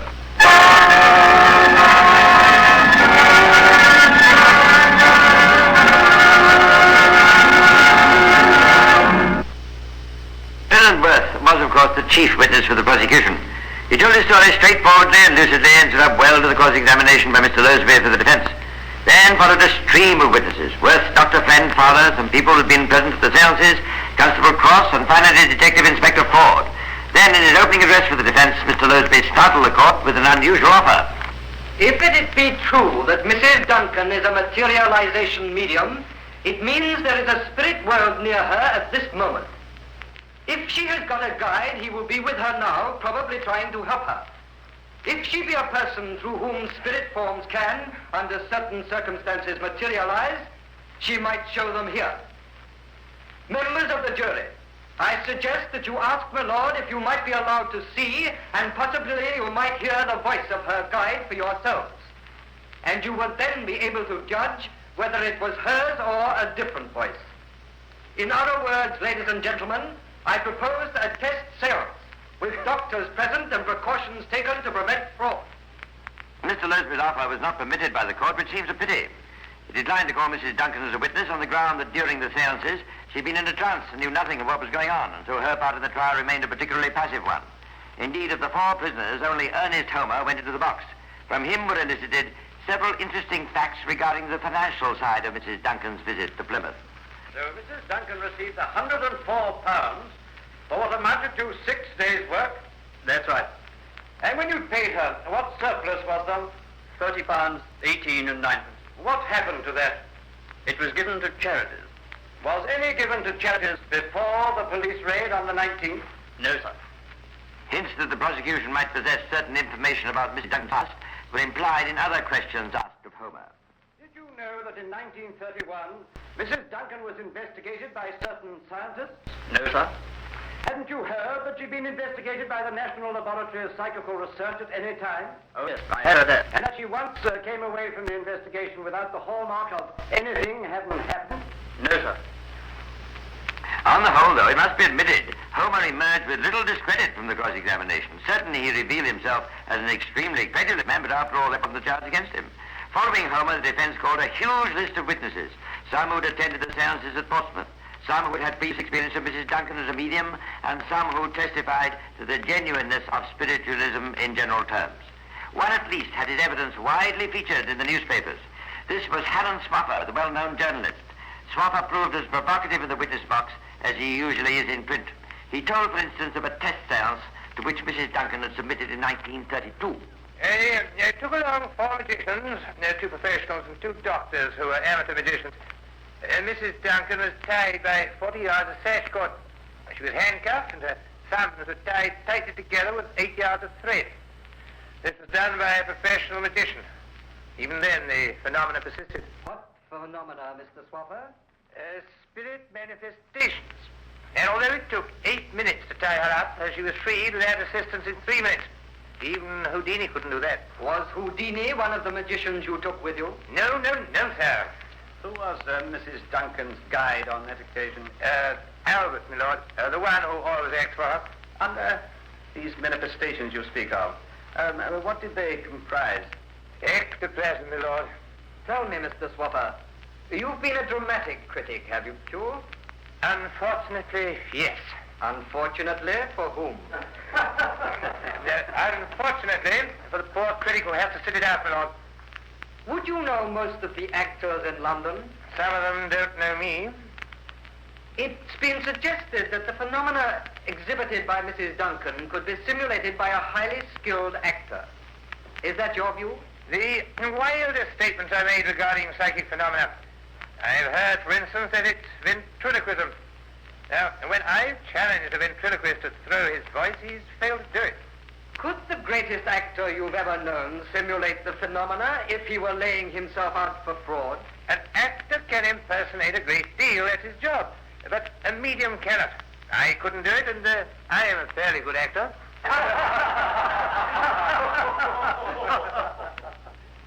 In cross-examination, Swaffer revealed some piquant facts about Mrs. Duncan's spirit guide, Albert, with whom he seemed to be on terms of some intimacy. What sort of a voice would you say Albert has? Well, it's altered.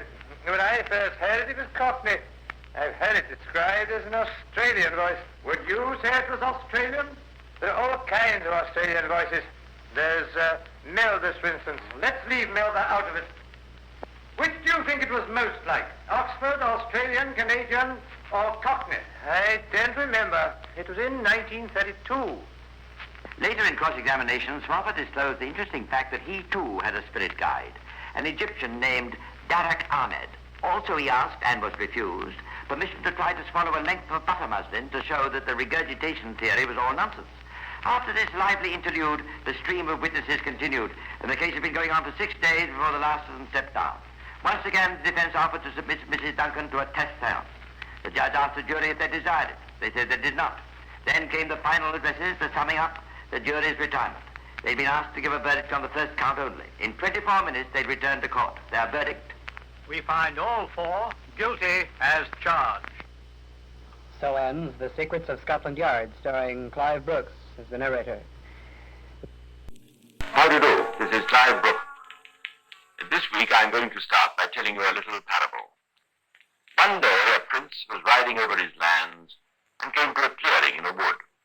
In front of him he saw a tree, and in that tree, in the dead center of a roughly drawn bullseye, quivered an arrow.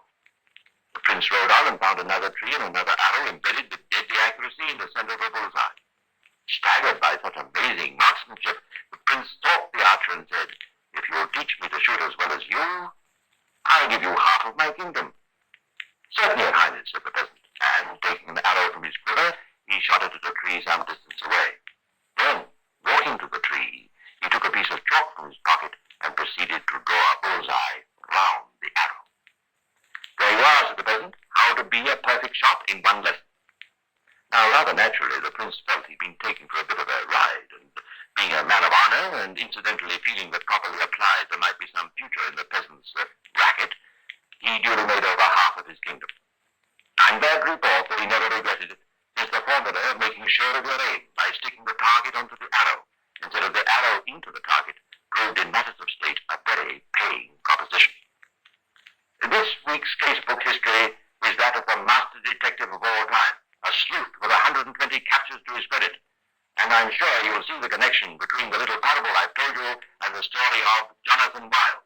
Jonathan Wild, the detective who could give details of any crime before it was committed, and who only failed because he succeeded too well. But let's begin at the beginning, something Mr. Wild would never have done. Let me tell you the story of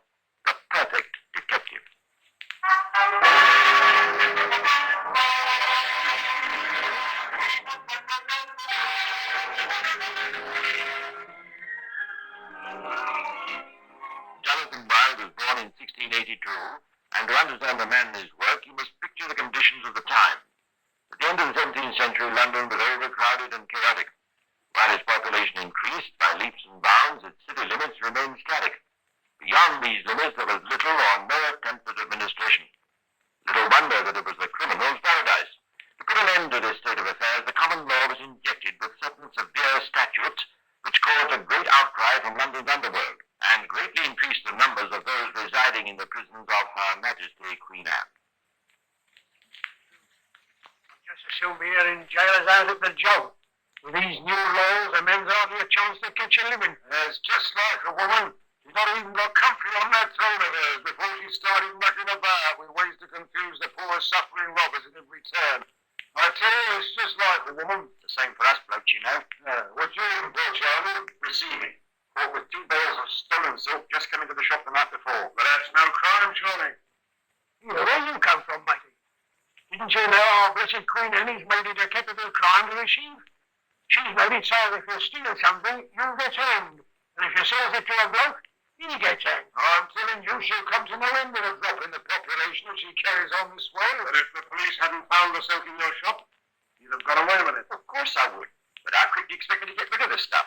Can he come in the night before? What if you never handled it? Don't be so daft.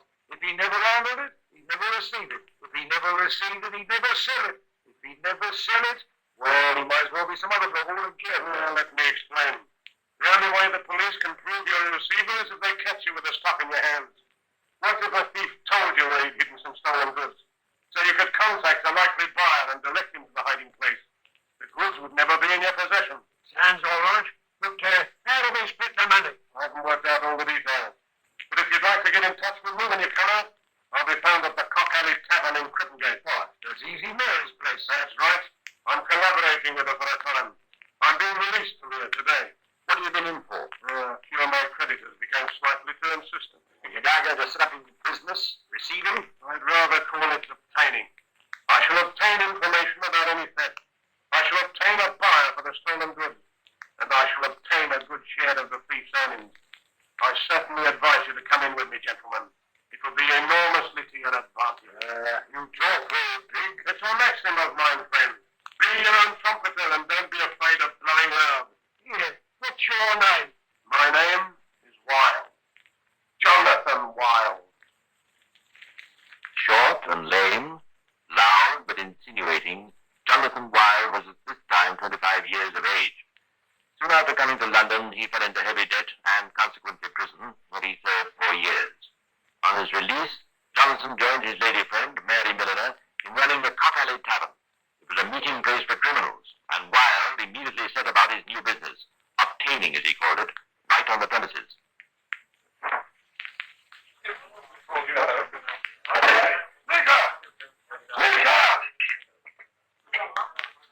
Come into the next room, will you?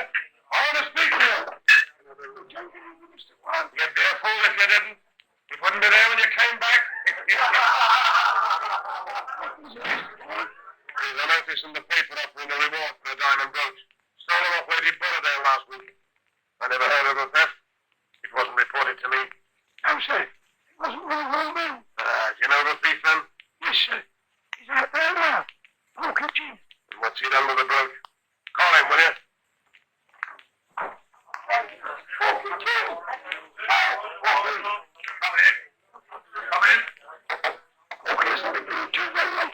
All the better, sneaker, all the better.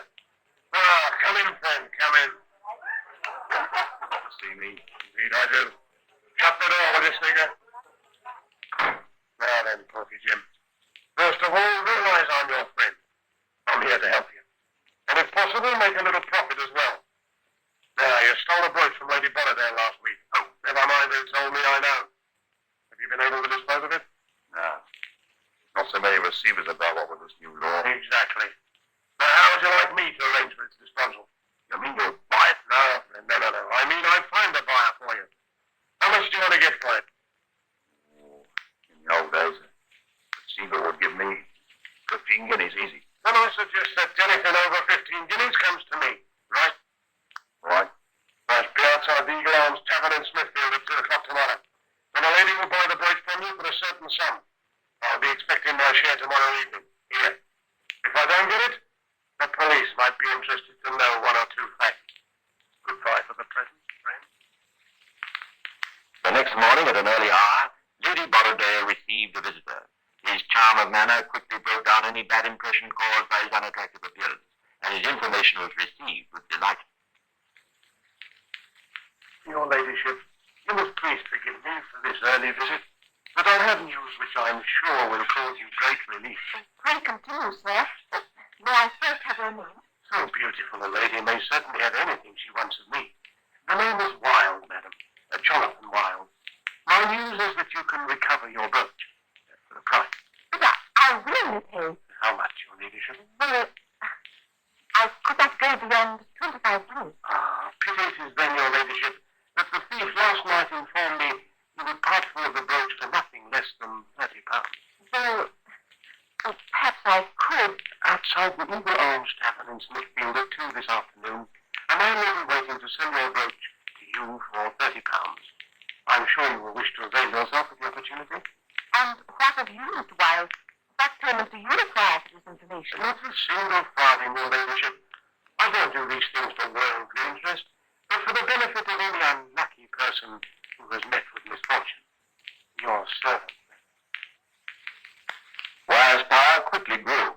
The thieves of London, spurred on by the knowledge of a secure market for their loot, came to Cock Alley Tavern in ever-increasing numbers. And once they'd contacted Wiles, they were in his hands, for they knew that he'd have no qualms about turning them over to the law if they took one step out of line. But Wiles was not content. Too much business was still slipping through his fingers. He decided to have a chat with the city marshal, Mr. Charles Hitchens. So you see, my dear Mr. Hitchens, my work of recovering stolen property is hindered by lack of knowledge, lack of information. I understand, Mr. Wilde. You mean that not all the thieves of London tell you of their robberies? Dear, dear. Oh, shall we say rather that not all the victims of these robberies employ my services? And why have you come to me? Well, perhaps we could work together, friend. The thefts I don't hear about are probably reported to you. If you then pass the information on to me, we might share the profits. Mr. Wilde, I believe you trade to the authorities as a thief-taker. Frankly, sir, a sideline. A profitable one, though. Not only do you keep thus in with us, but you hold your thieves in fear and subjection. And of course, there's the blood money you receive from the Crown for every capital conviction. Share that blood money with me, Mr. Wilde. I'll come in with you. An excellent arrangement, Mr. Higgins. Agreed, then. By the way, I've opened an office for the transaction of my business. My henchman Bruskin runs it if I am otherwise engaged. The office is in the center of things, you might say, next door the courts in Old Bailey. Rather near the law, Mr. Wilde. To windward of it, sir. It's a maxim of mine that makes me keep in with them. Never do more mischief than is absolutely necessary for success. Don't break the law. Bend it. Although the partnership between Hitchens and Wilde lasted only a year, both parties made a good profit from the deal. Wilde's dominion enlarged, but still he was not content. One morning he saw a way to get out of a difficulty and at the same time double his income. He's always one for killing two birds with one stone. Recently he'd been having a good deal of trouble in disposing of stolen property. I tell you, Mr. Wilde, I'm going to pay £1,000 more than £20 to get back something that's more. Damn it, man, I can buy a new snuff box for less than that. Well, I'm sorry, Mr. McCann. I cannot recover your own for less than 20. If you can buy another with good for less money, do so. It's outrageous. What makes you think I'd pay so much? Sentimental value, Mr. McCann. Sentimental poppycock, sir. Would be here. Now, 1 moment. That will be 5 shillings, please, friend. For what, may I ask? For my time, friend. Thank you. Bruskin, show Mr. McCann out, please. Yes, Mr. Walton. Oh, no one will. Thank you. Well, Bruskin, that's the second person today who's refused to pay what I asked. It's happening too much, Mr. Walton. Some of the lads have started to grumble. Those for sure we're giving them a market. They needn't grumble any longer, Bruskin. We're going in for export. We have too many goods hanging around London waiting to be bought. We'll be charged as receivers before we know where we are. So whatever the original owner won't buy, I'm shipping to Holland. Made Roger Johnston, the skipper of an ice vessel. And to make the journey worthwhile, he's going to bring good that there are something I know I can sell Blueskin. Spirits. Yes, we'll dabble in smuggling. Purely as a sideline, of course. Once his export-import venture was safely launched, Wilde, still unsatisfied with the financial results of his obtaining, embarked on another scheme. A scheme that is one of his chief titles to fame. He decided to organize the thieving profession. He made robbery a sound and profitable business. Profitable, of course, to himself. He was guided throughout by one of his maxims. Let self-interest be the one principle of action.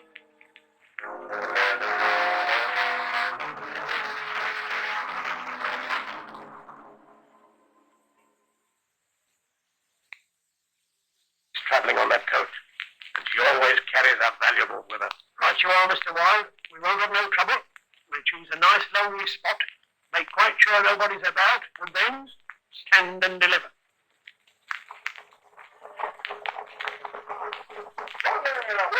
Stand and deliver!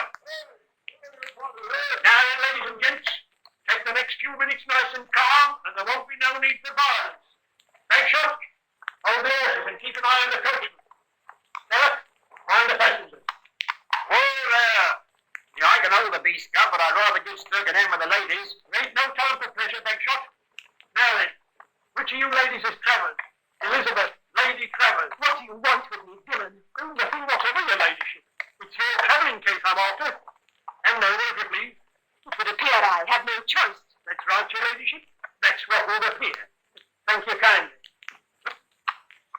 Now, my fellows finished to the passenger, you can proceed on your way with no harm done, eh? All nice and friendly. Right on, and thanks for your co-op. All right, come on, you two, we'll have a watch on it in a minute.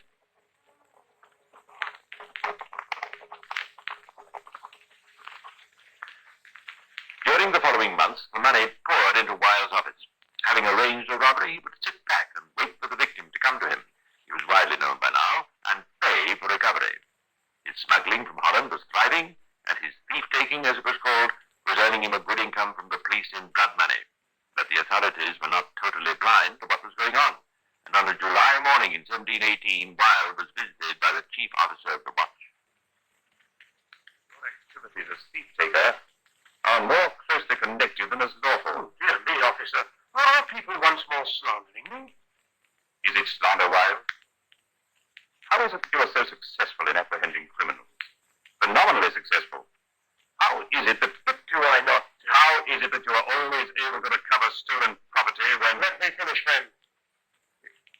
But do I not the greatest good when I persuade these wicked people who have deprived folk of their properties to restore them again for a reasonable consideration? And are not the villains whom I have so industriously brought to suffer that punishment which the law, for the sake of its honest citizens, think fit to inflict upon them? In this way, I say, does not their death show how much use I am to the country? Why then should people asperse me or endeavour to take away my bread? Not bad, Wilde. Quite eloquent. We don't want to deprive you of your bread, as long as it is earned apparently honestly. But your methods have caused too much comment. An act of Parliament is being passed this year which will hit most of your business on the head. Your obtaining business, as I think you call it. In future, persons who take rewards for recovering stolen property and actually recover it without apprehending the thief will be guilty of the same felony as the thief. Well, that means a hanging then, friend. Yes, Wilde. Yours, if you don't reform. I just thought I'd warn you. Good day. Good day, friend. Oh, a moment, officer. Have you by some blunder taken a colleague of mine into your jails in the last 3 days? His name was Joseph Blake, and known as Blueskin. I've heard if we had. I've been longing to get him. No, he's not with us. Yet. Thank you, officer. Good day. In actual fact, Blueskin had left his employer. Too many of Wilde's colleagues had been turned over to the police of late, and Blueskin feared that his turn was coming. Wilde had no inkling of this when he rapped on Blueskin's front door that night, nor had Blueskin ever told him that he had a very charming wife.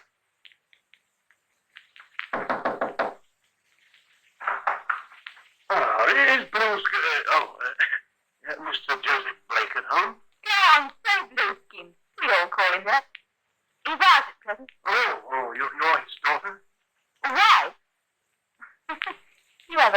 Well, it's flattery, Mr. My name's Wilde. Jonathan Wilde. Jonathan Wilde. Why, sir? Won't you come in? With the greatest of pleasure, ma'am.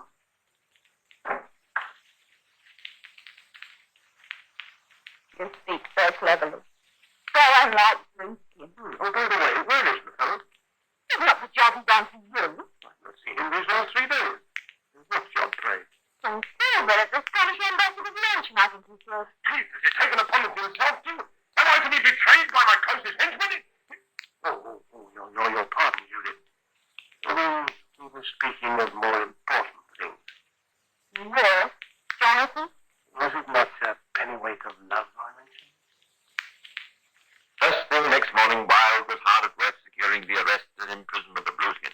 Not only the knowledge of his helper's treachery urged him on, but also the seductive charms of his wife. Another opportunity to kill 2 birds with 1 stone.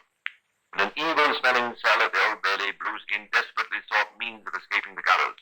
Wilde, who at this time was levying safety money from most of the criminals in London, was adamant. But, Mr. Wilde, sir, please be easy on me. You're so powerful. What good can my death do you? You could easily bribe some of these fellas and get me a pardon, conditional transportation. I'd stay away, sir. I'd never come back, honest. I took you penniless from the gutter, Blueskin. I taught you the trade. I gave you good reward for your services. Think of your wife, Blueskin. Could you have married her without the security and salary I put in your way? No, sir. I'm very grateful. Not grateful enough, friend. By breaking away from me, you showed ingratitude. Furthermore, you made yourself my enemy. And it's a maxim of mine, Blueskin, never to forgive an enemy. I'm afraid it is inevitable that you will hang. But I promise you the best coffin that money can buy. The money I received for your capture. Oh, don't be so heartless, Mr. Wilde. That's pity on me. I pity any man who is 9/10 of the way to the gallows, Blueskin. I suggest you prepare to meet your death with calm and repentance. I shall send you some books tomorrow to ease your final hour. You swine. You're working over it. I'll see you before again. I'll show you. I'm taking off his clothes. He's telling us.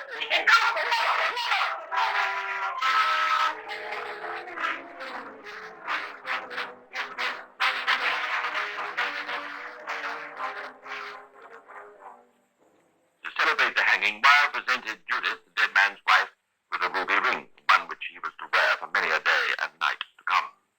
In the years that followed, Wilde's power and fortune doubled and redoubled. As the new Act of Parliament was enforced, he gradually abandoned his business of obtaining. His main occupation now was thief-taking, and many hours were spent arranging new robberies to increase his stock of thieves for the gallows. The loathing Wilde had inspired in the underworld was increased tenfold. It was indeed to prove the main factor in his undoing. But what actually put him into Newgate prison was surely the most uncharacteristic gesture of his career. He helped a friend. It was early in 1725 that Todd Snap, Wilde's current right-hand man, burst into his employer's office with alarming news. What in glory is the matter, Snap? You look troubled. Johnson's been took. And what am I meant to gather from Johnson's been took? Roger Johnson, Governor. The skipper of our smuggler. He's been took. He's in Wood Street, come to jail at this minute. Yes, he is. It is serious. But I fear there's nothing we can do about it, Snap. The blood money will go to someone else, that's all. Governor, you've got to get him out. I don't know how, but you've got to. If you let Johnson down, there won't be one man left on your side. They'll think you put him in for one thing. Everyone knows you've been carrying on your business with Owen for age. That'll do, Snap. All right.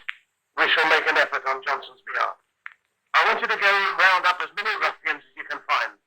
Get them to meet in Cockle Street. That's just near the jail. At 7 o'clock tonight. Offer them a shilling apiece to make the most unholy row ever heard in London. I shall visit Johnson now and tell him to be prepared to escape when the riot commences. The plan was successful. Johnson escaped. But the news leaked out that Wilde had organized the jailbreak, and as soon as he reappeared in public, the master criminal was thrown into Newgate prison. Jonathan Wilde, you're under arrest for procuring the escape of a person, Roger Johnson, accused of a felony smuggling.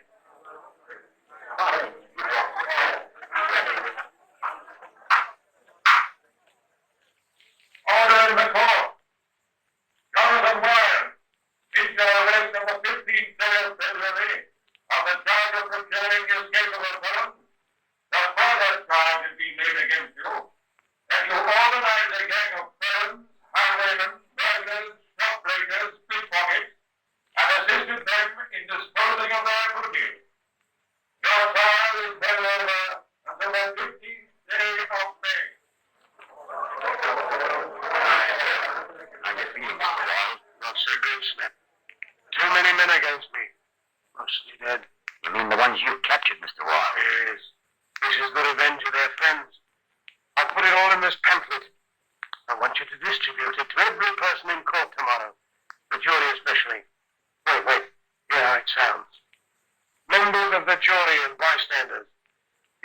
before you a man ill-used by fate. I, Jonathan Wild, the scourge of the criminal world, am now brought to court by the machinations of criminals. No less than 120 rogues have I turned over to justice. In the course of my duties, I have been involved in fights and violence of the severest order. Any man who does good must also have enemies. It is my enemies who have brought me here. I trust that you, my friends, will secure my liberty. Yes. I wonder what the 12 good men will say when they read that. You, my friends, will secure my liberty. Oh, no, we won't. Still, I admire the devil, going to the last. Look at him over there, sneering if you please. So ugly, ain't he? And they say he's a gay dog when it comes to the women. Oh, well, there's no accounting for their taste. It'll give me rare pleasure to cast my vote against Mr. Jonathan Wild, and I shall be at Tyburn to watch him hang, along with 2,000 or 3,000 others. I'll see you there, Jim.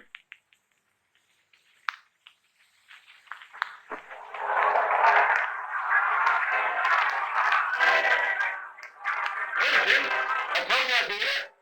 What a crown, eh? That old sticker that he's brought round, huh? There's nothing happening. Oh, Wild, great to speak.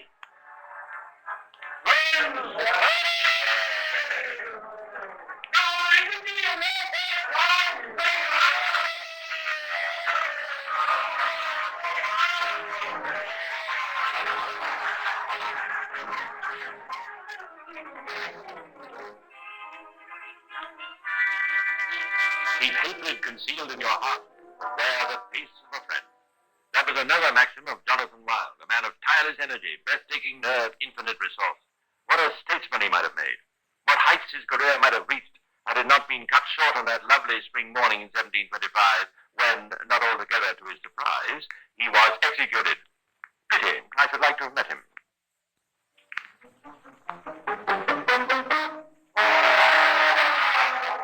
Yes, as I said at the beginning of this broadcast, the peasant who drew the bullseye round the arrow had nothing on Jonathan Wild, who told the thief where to rob and the police where to catch him.